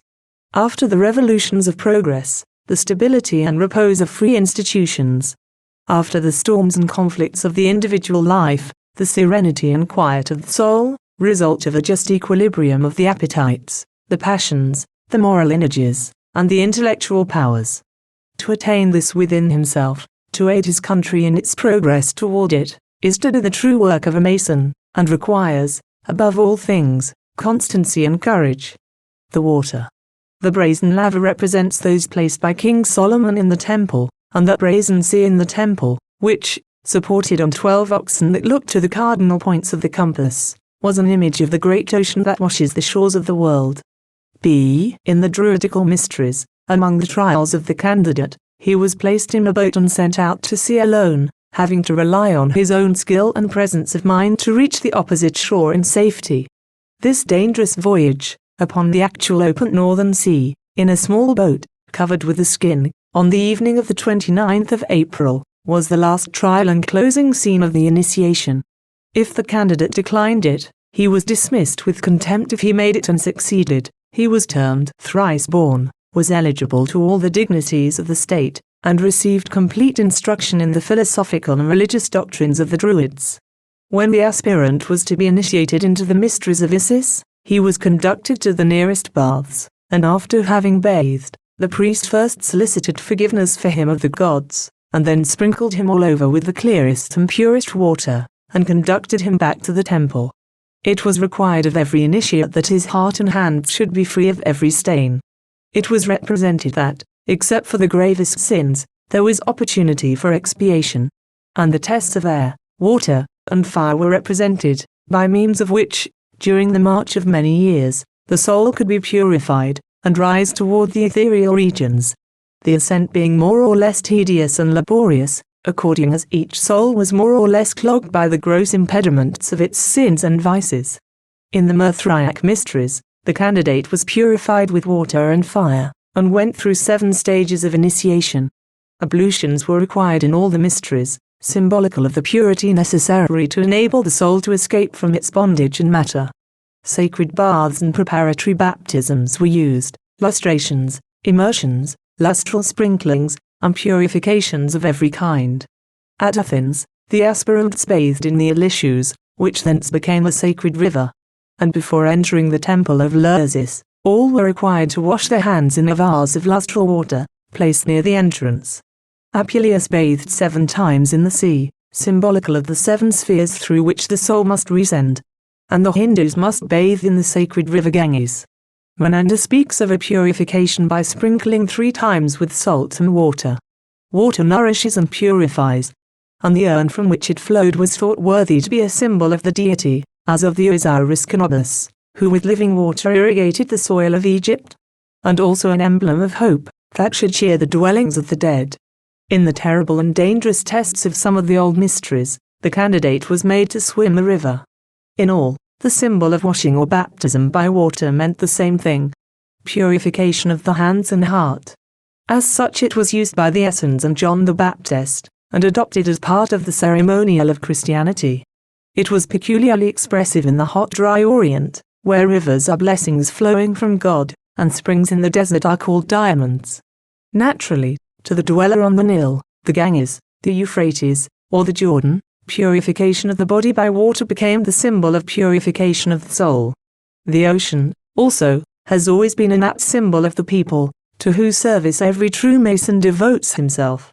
Inert in calm, and in the tropics almost stagnant, it is agitated and wrinkled by the least movement over it of the winged winds. Tortured by tempest, its huge waves shake its iron-bound shores. Its great icebergs drift through it, like empires on the seas of time. Its instability and fury picture the fickle humours and merciless revenges of an exasperated people. Its great currents are like those of popular opinion. The huge tidal waves, undulating in a few moments across the expanse of the wide Atlantic, are like the impulses that flash mysteriously through an awakened nation. And individual men are but the drops of the vast ocean of humanity, of which the nations are the waves. As the mariner must incur the hazards of shipwreck and engulfment in the waves, so must the patriot who would serve the people do so at the risk of becoming odious to it, and being crushed by it in its blind rage. Let this remind you that you must have a higher motive for your public action than office and honors. Since, if the desire for these alone actuates you, you will infallibly cease to serve the people when it the most needs your services, and when to be its benefactor is most noble, because it is most dangerous and least profitable. I indeed, said John the Baptist, baptize you with water unto repentance. But he that cometh after me shall baptize you with the Holy Spirit and with fire. Human ceremonies are indeed but imperfect symbols, and the alternate baptisms in fire and water, intended to purify us unto immortality, are even in this world interrupted at the moment of their anticipated completion. Life is a mirror which reflects only to deceive, a tissue perpetually interrupted and broken, an forever fed, yet never full. Of this purification, that by fire was a symbol. This symbol afterwards became, in the worship of the gods, the actual sacrifice of innocents in the flames. The Hebrews, originally one people with the Phoenicians and with the Moabites, Edomites, Ammonites, and other people of Canaan, thus, at an early day, as their books show, sacrificed their firstborn, and those who still spoke the same language with them, still so sacrificed to Moloch or Moloch, the king, long after the Hebrews had abandoned the practice. So it is that the symbol, especially in religions, always tends to usurp the place of that which it symbolizes. The idol comes to be worshipped as the god of which it was originally only the symbol, and the ceremony in formulas all things to a true man and Mason. Even the wild Indian, condemned to die, and permitted to go to a distance upon his promise to return, presents himself at the day to be slain, rather than save his life by violating his word. The soldier risks his life daily, not for his pay of a shilling, but for his duty to the flag under which he serves. Shall the Mason's love of life weigh more heavily in the scale against duty and honor than that of the rude soldier or rude barbarian? It reminds you also of the bloodshed in all ages by intolerance and persecution, and pledges you to toleration in the defense of the sacred rights of conscience. It reminds you of the martyrs of all creeds, dying for their faith, of the bloody sacrifices of the Hebrew altar and the Mexican teocalli, of the stake and the rack of the Inquisition, and the gallows stretching its arm over the Christian pulpit, of all the long roll of atrocities and murders sanctioned by religion and deemed grateful service to a God of love. The time has come, sir, for you to perform a simpler and easier act of Masonic duty. We have unfortunate Masons, widows, and orphans, to whom the lodge gives continual assistance. I shall send a brother to you, to whom you will make known in a whisper how much you are now willing to contribute for the relief of these unfortunates. You will not say it aloud, for you are to know that the charitable acts of Masons, not being acts of ostentation and vanity, to minister to the pride of him who gives and humiliate him who receives, ought always to be shrouded in secrecy. When thou dost alms, let not thy left hand know what thy right hand doeth, that thine alms may be in secret. And thy Father, which seeth in secret, will reward thee openly. Venerable Master, charity ceases to be a virtue when it prevents the performance of more sacred and more pressing duties. Civil engagements to be met, a family to maintain, relations dealt harshly with by fortune to relieve, children to rear and educate, these create the foremost duties that nature imposes on us. These are the creditors of every man whose conduct is regulated by the principles of equity. The maxim of the law is the maxim of Masonry. Nemo liberalize nisi liberatus. No one must be liberal until liberated of these paramount duties. To give what is elsewhere pledged and owing, is to give what is not our own, is to give, without their consent, what belongs to others. Give, therefore, only what you can give, and yet fully perform these sacred duties. At the same time, consider not your own ease, indulgence, comfort, or luxury as creditors to be preferred to the poor. To give only so much as we could throw away without losing a comfort or mortifying an appetite, or denying ourselves the indulgence of a wish or whim, is an act of no merit, since it costs us nothing and deprives us of nothing. He who gives shillings to the poor, and squanders pounds in luxuries or gaming, may indeed do good, but there is no merit or charity in the act. Determine now what thou wilt give the destitute wards of the lodge, out of what is thine own. Though the needy whom your gift will relieve, will not know from whom it comes, you will none the less be enriched by their gratitude, and benefited by their prayers. If what you have offered to give, be all that your paramount obligations will permit, and if to give it deprives you of some luxury or comfort, and truly makes you poorer than before, it is the widow's mite, as acceptable in the sight of heaven as the rich man's costly offerings with the desert country near the Jordan, clad in the garments of a penitent, and living on the food of a Bedouin, boldly rebuked the ambitious, haughty, and self-righteous Pharisees, and the skeptical and scoffing Sadducees, as a race of vipers, and preached human equality and the ultimate triumph of good over evil, in the salvation of the Lord. He inculcated repentance and reformation, a liberal charity and a virtuous life. He exhorted public officers to exact no more from the people than that which the law required, and the soldiery to do violence to no one, accuse no one falsely, and be content with their legal power and pay.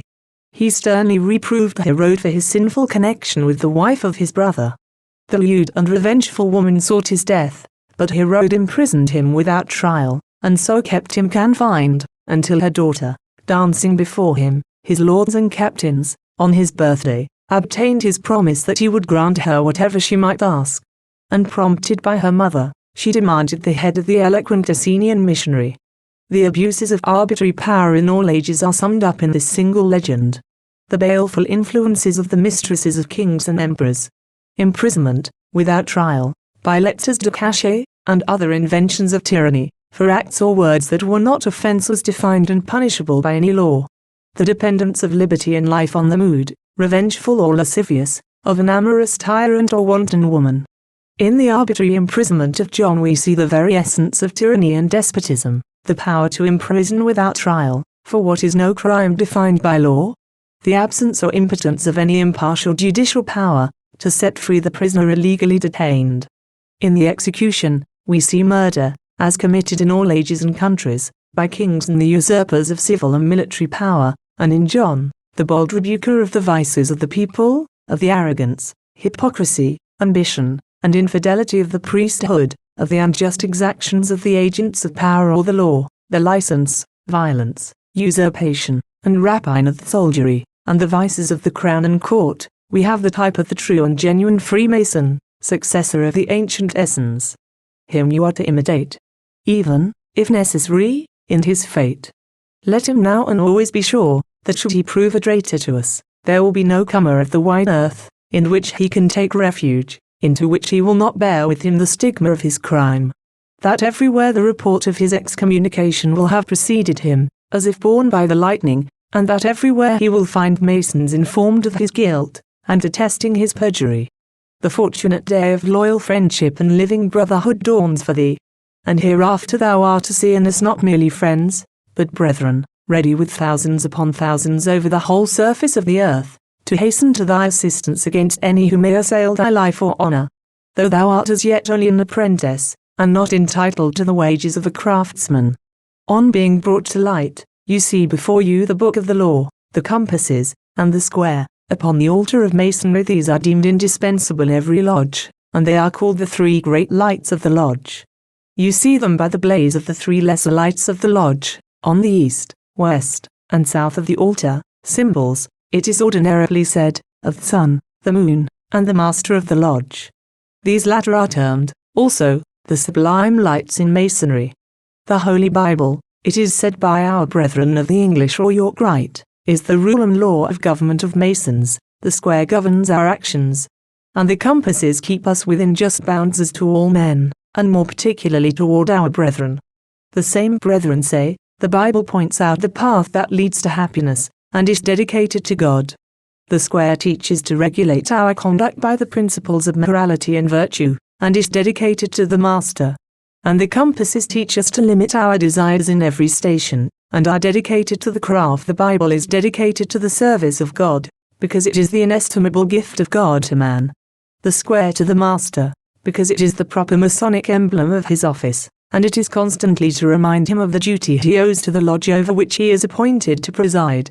And the compasses to the craft, because by due attention to their use, they are taught to regulate their desires, and keep their passions within due bounds. And as to the lesser lights, they say that they are thus explained, as the sun governs the world by day, and the moon rules it by night, so ought the Master to rule and govern his lodge with equal regularity.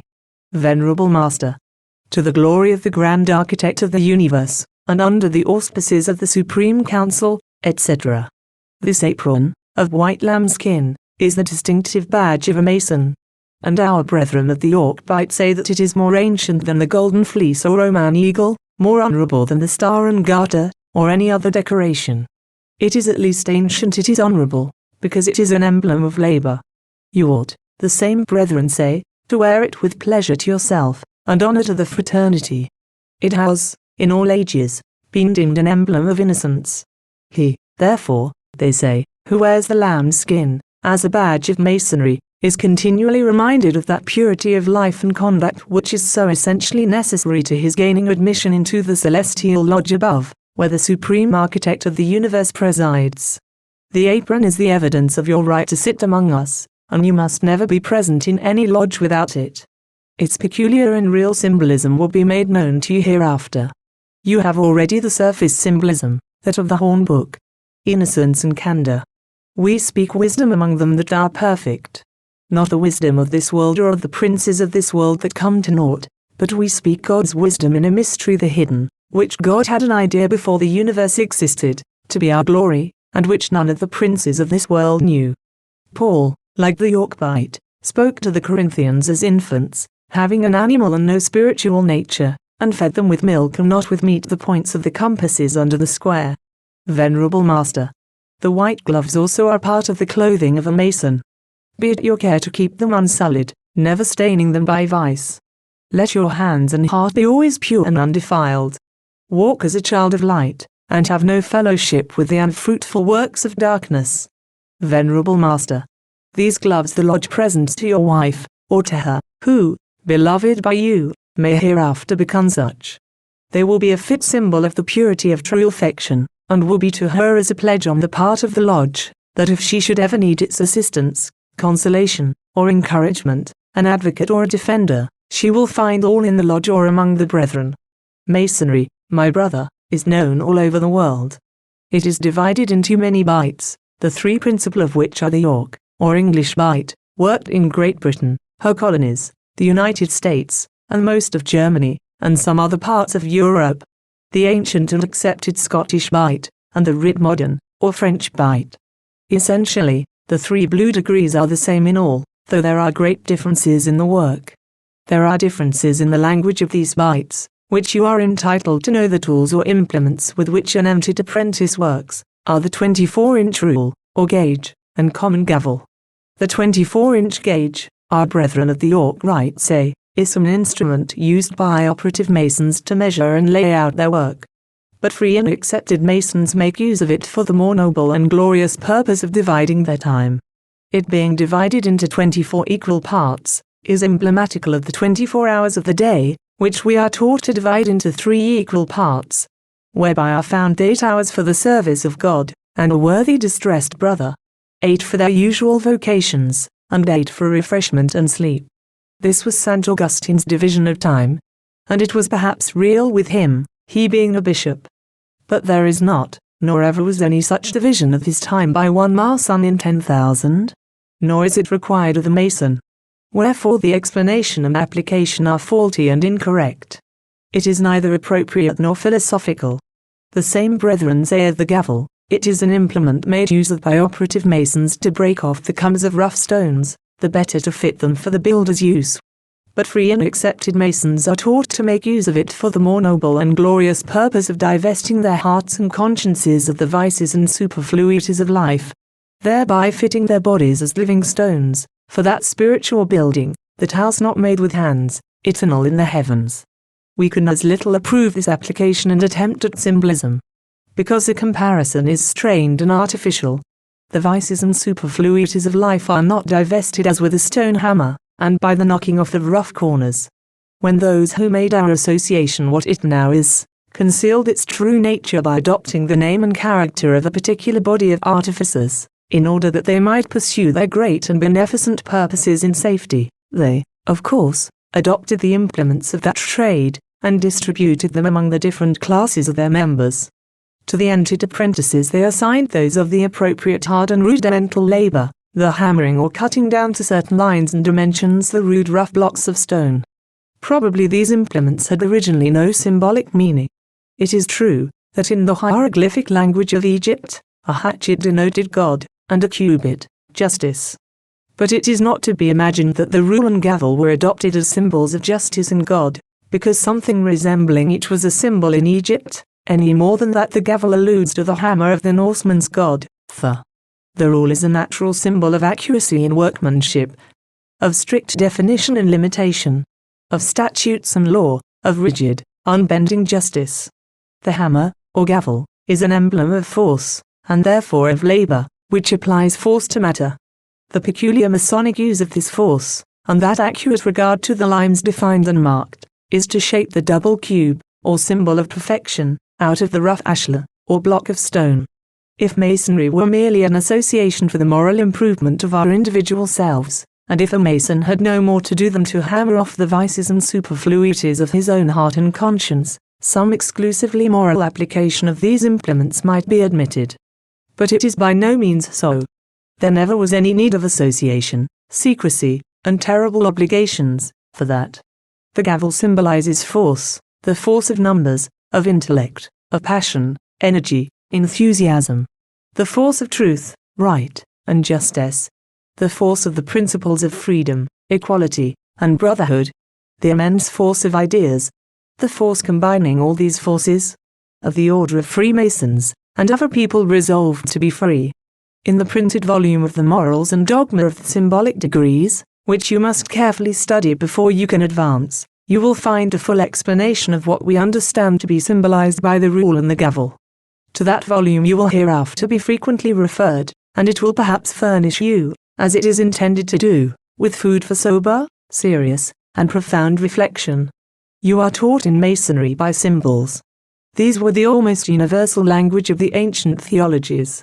They were the most obvious method of instruction, for, like nature herself, they addressed the understanding through the eye, and the most ancient expressions, denoting communication of religious knowledge, signify ocular exhibition. These lessons were the riddles of the Sphinx. The gods themselves, it was said, disclose their intentions to the wise, but to fools their teaching is unintelligible. The king of the Delphic oracle was said not to declare, nor, on the other hand, to conceal, but to intimate or signify. The mysteries were a series of symbols, and symbolical instruction is recommended by the constant and uniform usage of antiquity. The mysterious knowledge of the Druids was embodied in signs and symbols. Until Isaiah, describing his initiation, says, "The secrets were imparted to me by the old giantess Sarai one, the same as this is, without the use of audible language. I am a silent proficient." The method of indirect suggestion, by allegory or symbol, is a more efficacious instrument of instruction than plain, didactic language, since we are habitually indifferent to that which is acquired without effort. The initiated are few, though many bear the thesis. Symbols were used to a great extent, to conceal particular truths from all except a favored few, who had the key to their meaning. To the mass of the initiated, only some trite and obvious explanation was given, the primary among many readings. The meaning of the symbols of Masonry is not unfolded at once. We give you hints only, in general. You must study out the recondite and mysterious meaning for yourself. A single symbol often has several meanings. There are, indeed, to almost every one of the ancient among these symbols, 4 distinct meanings, one, as it were, within the other. The moral, political, philosophical, and spiritual. The apprentice and fellow craft are taught only the 2 first. The symbols of these degrees are partly ancient and partly modern. The ancient have come down to us from the old mysteries, of which we have already spoken, but of which we shall not treat in this degree. The first scene, in the greater mysteries of Lursis, was in the outer court of the enclosure, as this place, where you have been received, signifies the outer court or ground floor, the pronaos, of King Solomon's temple. The candidates were awed with terrific sights and sounds, while they painfully groped their way as in the gloomy cavern of the soul's sublunary migration. For by the immutable law, exemplified in the trials of such, man must pass through the terrors of the underworld, as you have done in the dungeon and cave, before he can reach the height of heaven. The material horrors of Tartarus, as depicted by Virgil, were represented to the candidate. successive scenes of darkness and light passed before his eyes, and many mystic representations of wondrous magnitude and beauty.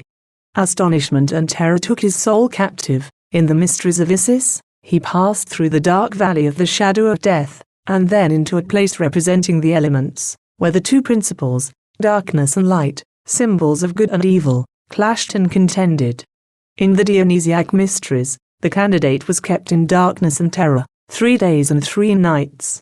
If you thought that we kept you too long blindfolded, learn that in this also Masonry has softened down the tests of the ancient mysteries. In the mysteries of Isis, there were frightful scenes, alternations of fear and joy, darkness and light, glittering lightning and the crash of thunder, the apparition of spectres, or magical illusions, impressing at once the eyes and ears. There are catechisms in this degree, called in the York Rite, lectures which you must learn. To commit them to memory is indispensable. The first repeats the mode of your initiation, step by step, the second gives the explanation of and reasons for that ceremonial, the third describes the lodge and its furniture, and gives the primary meaning of these as symbols. Masons, our French brethren say, build temples to the virtues, and dig dungeons for the vices. The dungeon or dungeon is a symbol of royal and feudal power, of the rule of the Inquisition, the monastery and the cloister. There are dungeons for nations also, in which these sit and crouch, and shiver and decay into their dotage, loaded with gyves, fetters, and manacles. The bones of their good and brave flung into the corners, that they may weep bitter tears over them. Liberty lying in her coffin. The skeleton of their old glories against the wall. The lamp of superstition, instead of the sunlight of truth and reason, enabling them to read the sad record of their woes and shame.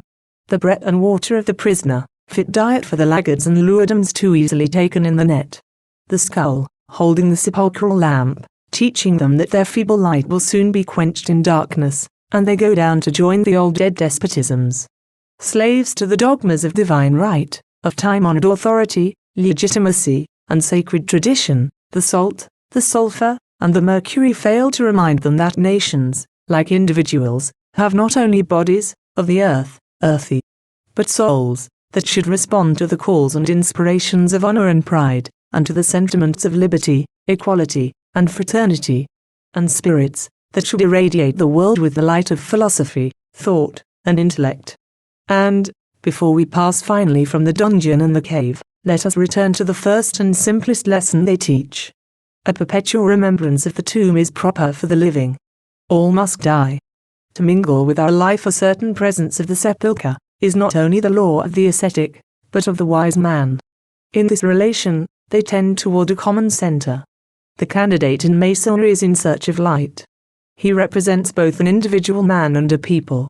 As one and the other, he comes from the darkness and he wanders in the darkness, until, first guided by the terrible brother, experience, in which are involved suffering, calamity, and distress, and afterward by reason, as the master of ceremonies, faith and love, the two deacons, unseal his eyes to the light of knowledge and liberty. The darkness and the preparation represent the condition of the individual, slave and prey of ignorance, superstition and tyranny, of error and vice, of the people, at once the blind instrument and bound victim of power that oppresses, craft that enslaves, and policy that brutalizes. He is emphatically a profane, enveloped in mental darkness, poor and destitute of rights and knowledge. He holds even what he earns by the frail and uncertain tenure of the will and pleasure of his tyrants and masters, and round his neck is the threefold cord of servitude and bondage, to royalty, the church, and the nobility. Nakedness and bare feet were symbols, with the Hebrews, of degradation, subjugation, affliction, humility, and sorrow. He has already eaten the bread of adversity, and drunken the waters of affliction. 2 heart is on the left side, and to bear it is symbolically to open the heart, by which are denoted frankness, and entire absence of fraud, deceit and concealment. The heart, to the ancients, was the seat of the passions, emotions, and affections, and although its functions are now well known, the word is still used by all men in the same metaphorical sense. To bow the knee is an expression used to indicate an act of worship and adoration. A brek, bow the knee, was cried before Joseph, when, after he had interpreted Pharaoh's dream, that monarch freed him from prison, made him his prime minister, arrayed him like a prince, and caused him to ride in triumph in his second chariot. I will leave 7,000 in Israel, or the knees which have not bowed unto Baal. Said the Lord to the prophet Elijah, strengthen ye the weak hands, and make strong the feeble knees. Say to them that are of a fearful heart, be strong, fear not. Says the prophet Isaiah, the right side of the body, and the limbs on that side, are symbolical of strength. It is the right hand of the Lord that doeth valiantly and is exacted, that is become glorious in power. In the Psalms, when Jacob blessed Ephraim and Manasseh, he laid his right hand, as the superior in blessing, on the head of Ephraim the younger, though Joseph remonstrated. Because the younger was to become greater than the elder, and his seed a multitude of nations. From his right hand went a flame of law for them, said Moses, blessing the children of Israel before his death. Every Masonic lodge is styled a temple, and you have been made a Mason in a room and place representing the outer court, Olam or Avalaim. Vestibulum, porticus of King Solomon's temple. Among all the Oriental nations, the priests and others were required to be barefooted, on entering holy places.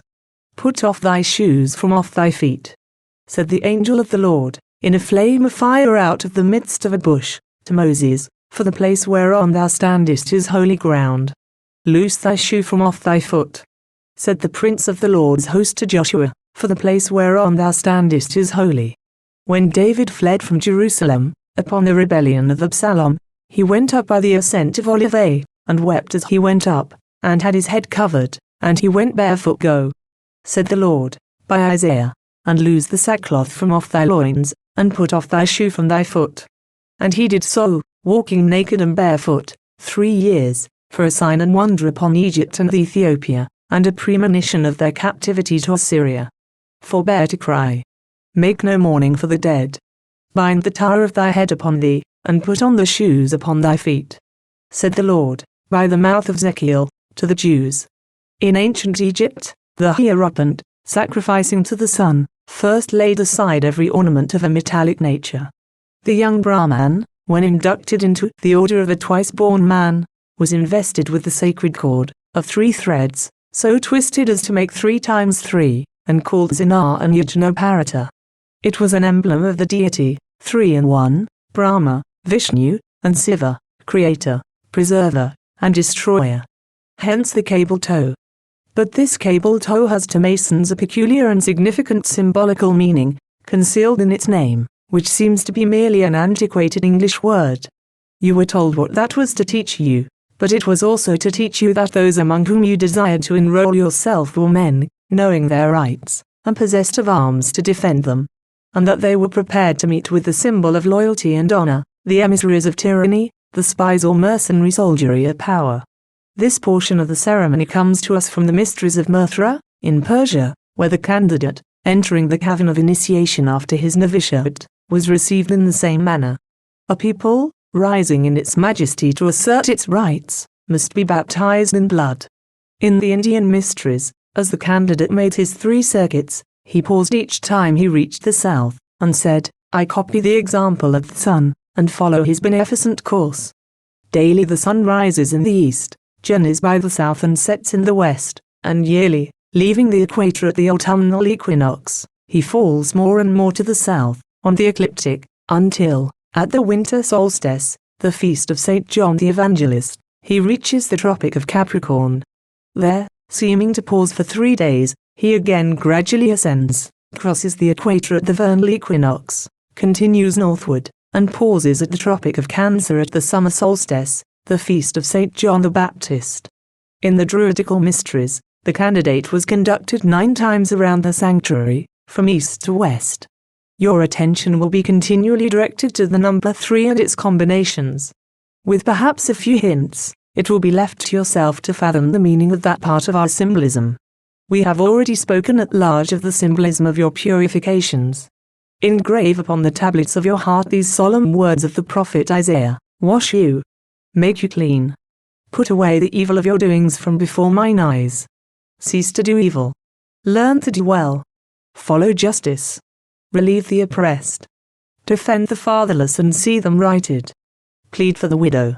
Your three purifications also allude to Ezekiel's description of that out of which came the likeness of the four mystic creatures of his vision under the Apocalypse, each having four faces, the face of a man and the face of a lion, on the right side, the face of an ox and the face of an eagle on the left side, each with four wings, and the hands of a man under their wings on their four sides. These creatures of flame, over whom was the throne of God, and who flashed to and fro like lightning, came out of the midst of a whirlwind from the north, a great cloud, and a fire enfolding itself, and thus the three elements, the air of the whirlwind, the water of the cloud, and the fire, are mysteriously connected with the four symbolic animals. Study for yourself the hidden meaning. And, in the meantime, remember that nations, like men, to be free must first be virtuous. For them, too, the purification of fire and blood. When the Lord shall have washed away all the filth of the daughter of Zion, and shall have purged Jerusalem of the bloodshed therein, by the spirit of justice and the efficacy of fire, only then can she possess the holiness of freedom. On the lips of the nations also must the seraphim lay the live coals from the altar of God, that their iniquity may be taken away and their sin purged. You have taken upon yourself an obligation of secrecy, in the antique form, as solemn as those taken by the ancient initiates. The crime of violating it would deserve, if it did not receive, the fearful punishment which the old laws imposed. In the island of Crete, Jupiter Ammon, or the sun in the zodiacal constellation of the Gum, in which constellation the sun then was at the vernal equinox, had a tomb and a religious initiation, one of the principal ceremonies of which consisted in clothing the initiate with the skin of a white lamb. This is the origin of our apron of white lambskin. The apron itself is modern, adopted when the order concealed itself under the mask of a handicraft, and took as symbols the working tools of stone masonry.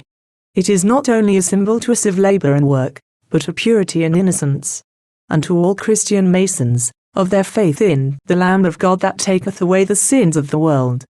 A figure and symbol taken from the old Hebrew ceremonial, according to which either 7 or twice 7 lambs were sacrificed on each of the 10 days of the 7th month, on which solemn convocations were held, while on each only a single goat or kid was sacrificed as a sin offering, the latter being peculiarly sacred to the principle of evil, and sent, loaded with the sins of the people, to Azazel, in the desert.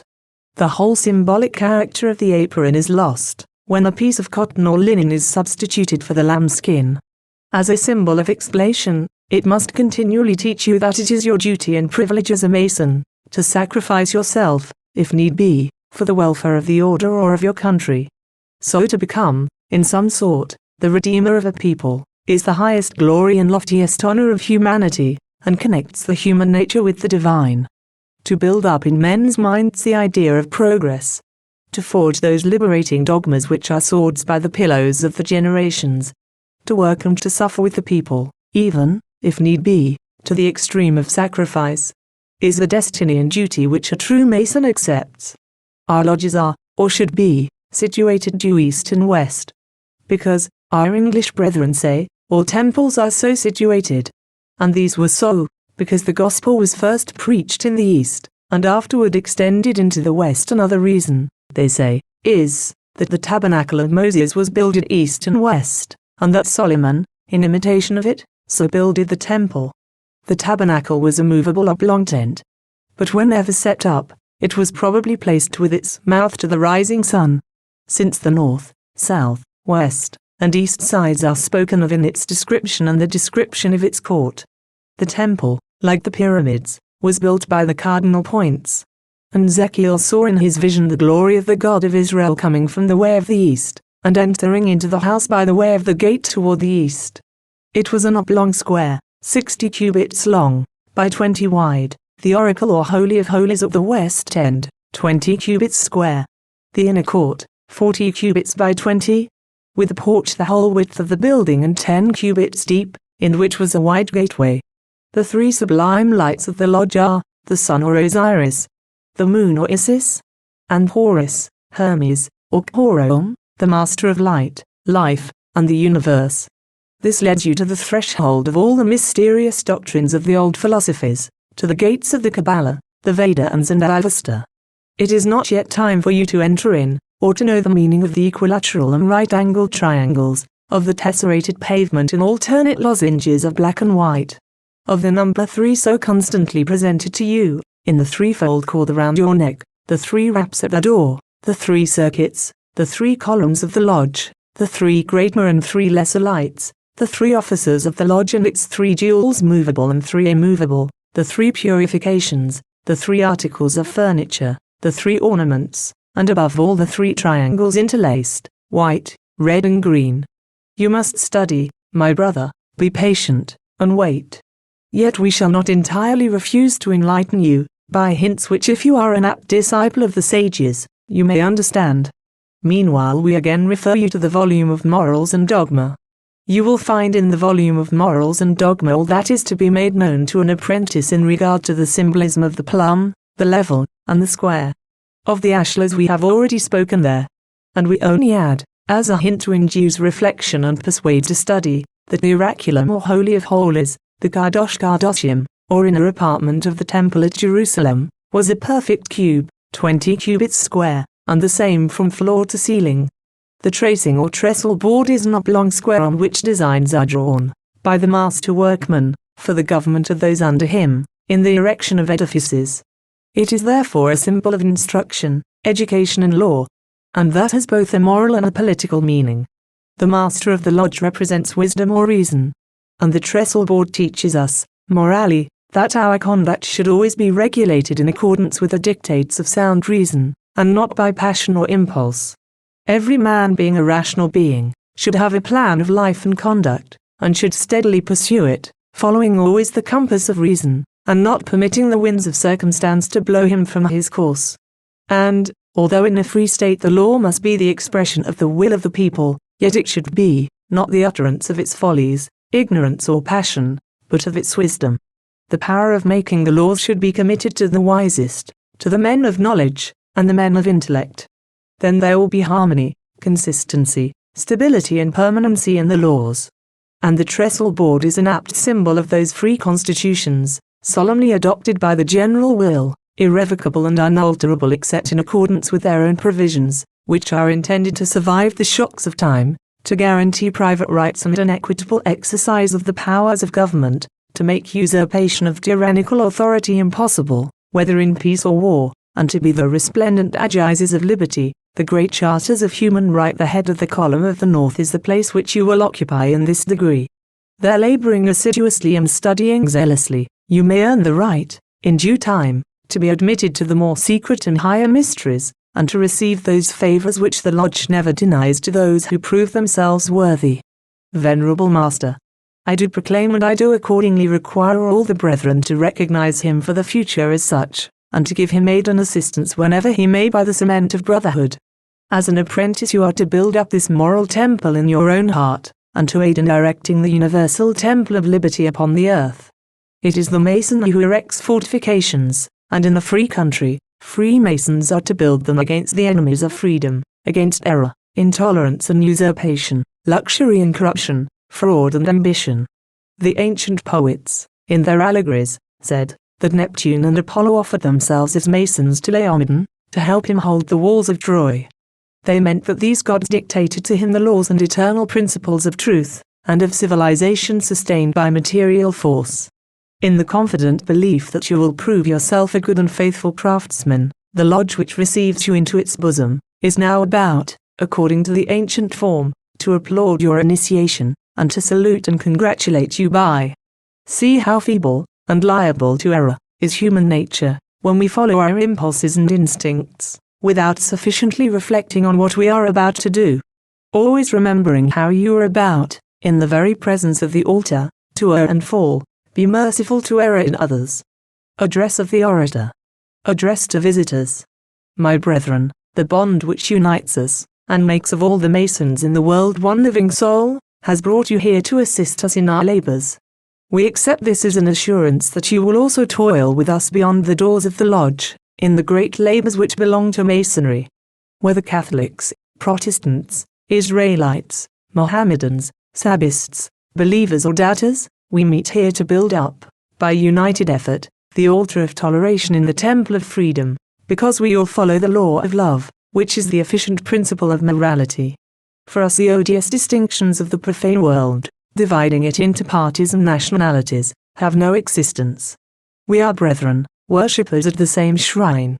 The spirit of provincialism disappears before the unity of idea, and personal interest sacrifices itself to the general interest of universal civilization and happiness. Receive the sincere expression of our thanks for the favor you have done us, and permit us to salute you by the mysterious numbers of the degree. Another. My brethren, in the name of all the toilers in the great and sublime work of the regeneration of man, and especially in behalf of the brethren of this lodge, I thank you for coming to our assistance and encouraging us by your presence, tonight. A little knowledge of human nature teaches us that such visits, especially of the learned and eminent, are great incitements to emulation in the attainment of excellence, and almost indispensable to prevent assemblies of Masons from sinking by degrees and almost without a struggle, into the quicksands of discouragement and apathy, into the dull, cold, heavy repetition of formulas, to that condition of the Church in Laodicea, when their works are neither cold nor hot, but lukewarm, when they think themselves rich and increased with goods, and in need of nothing, and do not know that they are spiritually wretched and miserable and poor and blind and naked, occupied only with the dead formulas of the ceremonial. Continue, my dear brethren, to assist and encourage us, and invite us to assist and encourage each other.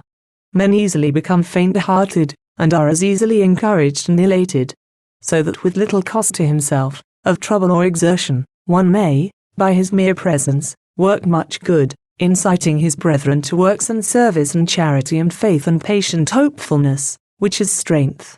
Let us not forget, my brethren, either within the lodge or without, that the word charity does not mean the giving of alms, but affection and loving kindness. Nor how often a word of sympathy, kindness and encouragement saves the wounded, distressed, discouraged, doubting soul from total disbelief in the goodness of God, from sinking in the leaden waves of despair and crime, the man from becoming a drunkard and a criminal, the woman from plunging into the sewers of vice, and both from self-abandonment, ruin and pollution. Grateful for your presence, the lodge will be still more thankful for any words of counsel and good cheer. Meanwhile, permit it to salute you by the mysterious numbers of the degree, after the ancient custom. Venerable Master, the power ye have always with you. Venerable Master, let us do good unto all men, especially unto them that are of the household of the faith. According as everyone hath received the gift, so minister the same one to another, as good stewards of the manifold favours of God. Charge them that are rich in worldly wealth, that they do good, that they be rich in good works, ready to distribute, willing to share their wealth with others, laying up in store for themselves a good foundation against the time to come, that they may lay hold on eternal life. The fugitive leaves. Prayer. Grand Architect of the universe, immortal and inexhaustible source of light and life, the workmen of this temple give thee 1,000 thanks, ascribing to thee whatever that is good, useful, or glorious there may be in the works of this day, and thanking thee for a new addition to their numbers and strength. Continue, we pray thee, to protect them. Guide them onward in the way that leads toward perfection. And let harmony, peace and concord ever cement their work. Let friendship and good works ever adorn this temple and here dwell and inhabit. Let generosity, loving kindness and courtesy always characterize the brethren of the lodge. And in the outer world help them to show by their words and conduct that they are true children of the light. Amen. Table or banquet lodge. Arrangement of the lodge. The hall in which the banquet is held should be so situated that no one without can see or overhear anything. The table is to be, as nearly as possible, in the shape of a horseshoe. The master sits on the outside, at the summit, the wardens at the two extremities. The orator is at the head of the column of the south, and the secretary at that of the column of the north. The east is occupied by visitors, or by the officers of the lodge if there are no visitors. No other officers than those named have any fixed place. If there are visitors of the higher degrees, who fill the east, then the other visitors will be at the heads of the columns. When all are seated, the venerable will use his pleasure in regard to the first health, whether to give it before eating anything, or after the soup, or at some other period. When he wishes to give the first health, he raps once with his mallet. If there are serving brothers, they withdraw immediately from the interior of the horseshoe, and retire to the west. So they do at each health. all cease to eat. Ordinarily the brother master of ceremonies is alone within a horseshoe, fronting the venerable, to be better at hand to receive his orders and see them executed. Sometimes he sits at a small table between the two wardens. First health. Venerable Master. Brethren, senior and junior wardens, be pleased to announce upon your columns that the first obligatory health is that of the President and the Congress of the United States. We will add to this health our wishes for the success of the arms of the nation in war, and its honor and prosperity in peace.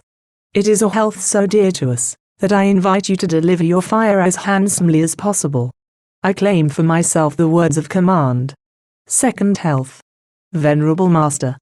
Brethren, senior and junior wardens, the second obligatory health, which I have the honor to propose, is that of the Governor and Legislature of the State of America. We will add to this health our wishes for its continued sovereignty, independence and freedom, and that it may ever vindicate its honor, assert its authority, and protect its citizens against usurpation. The health is so dear to us, that I invite you to deliver your fire as handsomely as possible. Third health. This is given according to the same formula.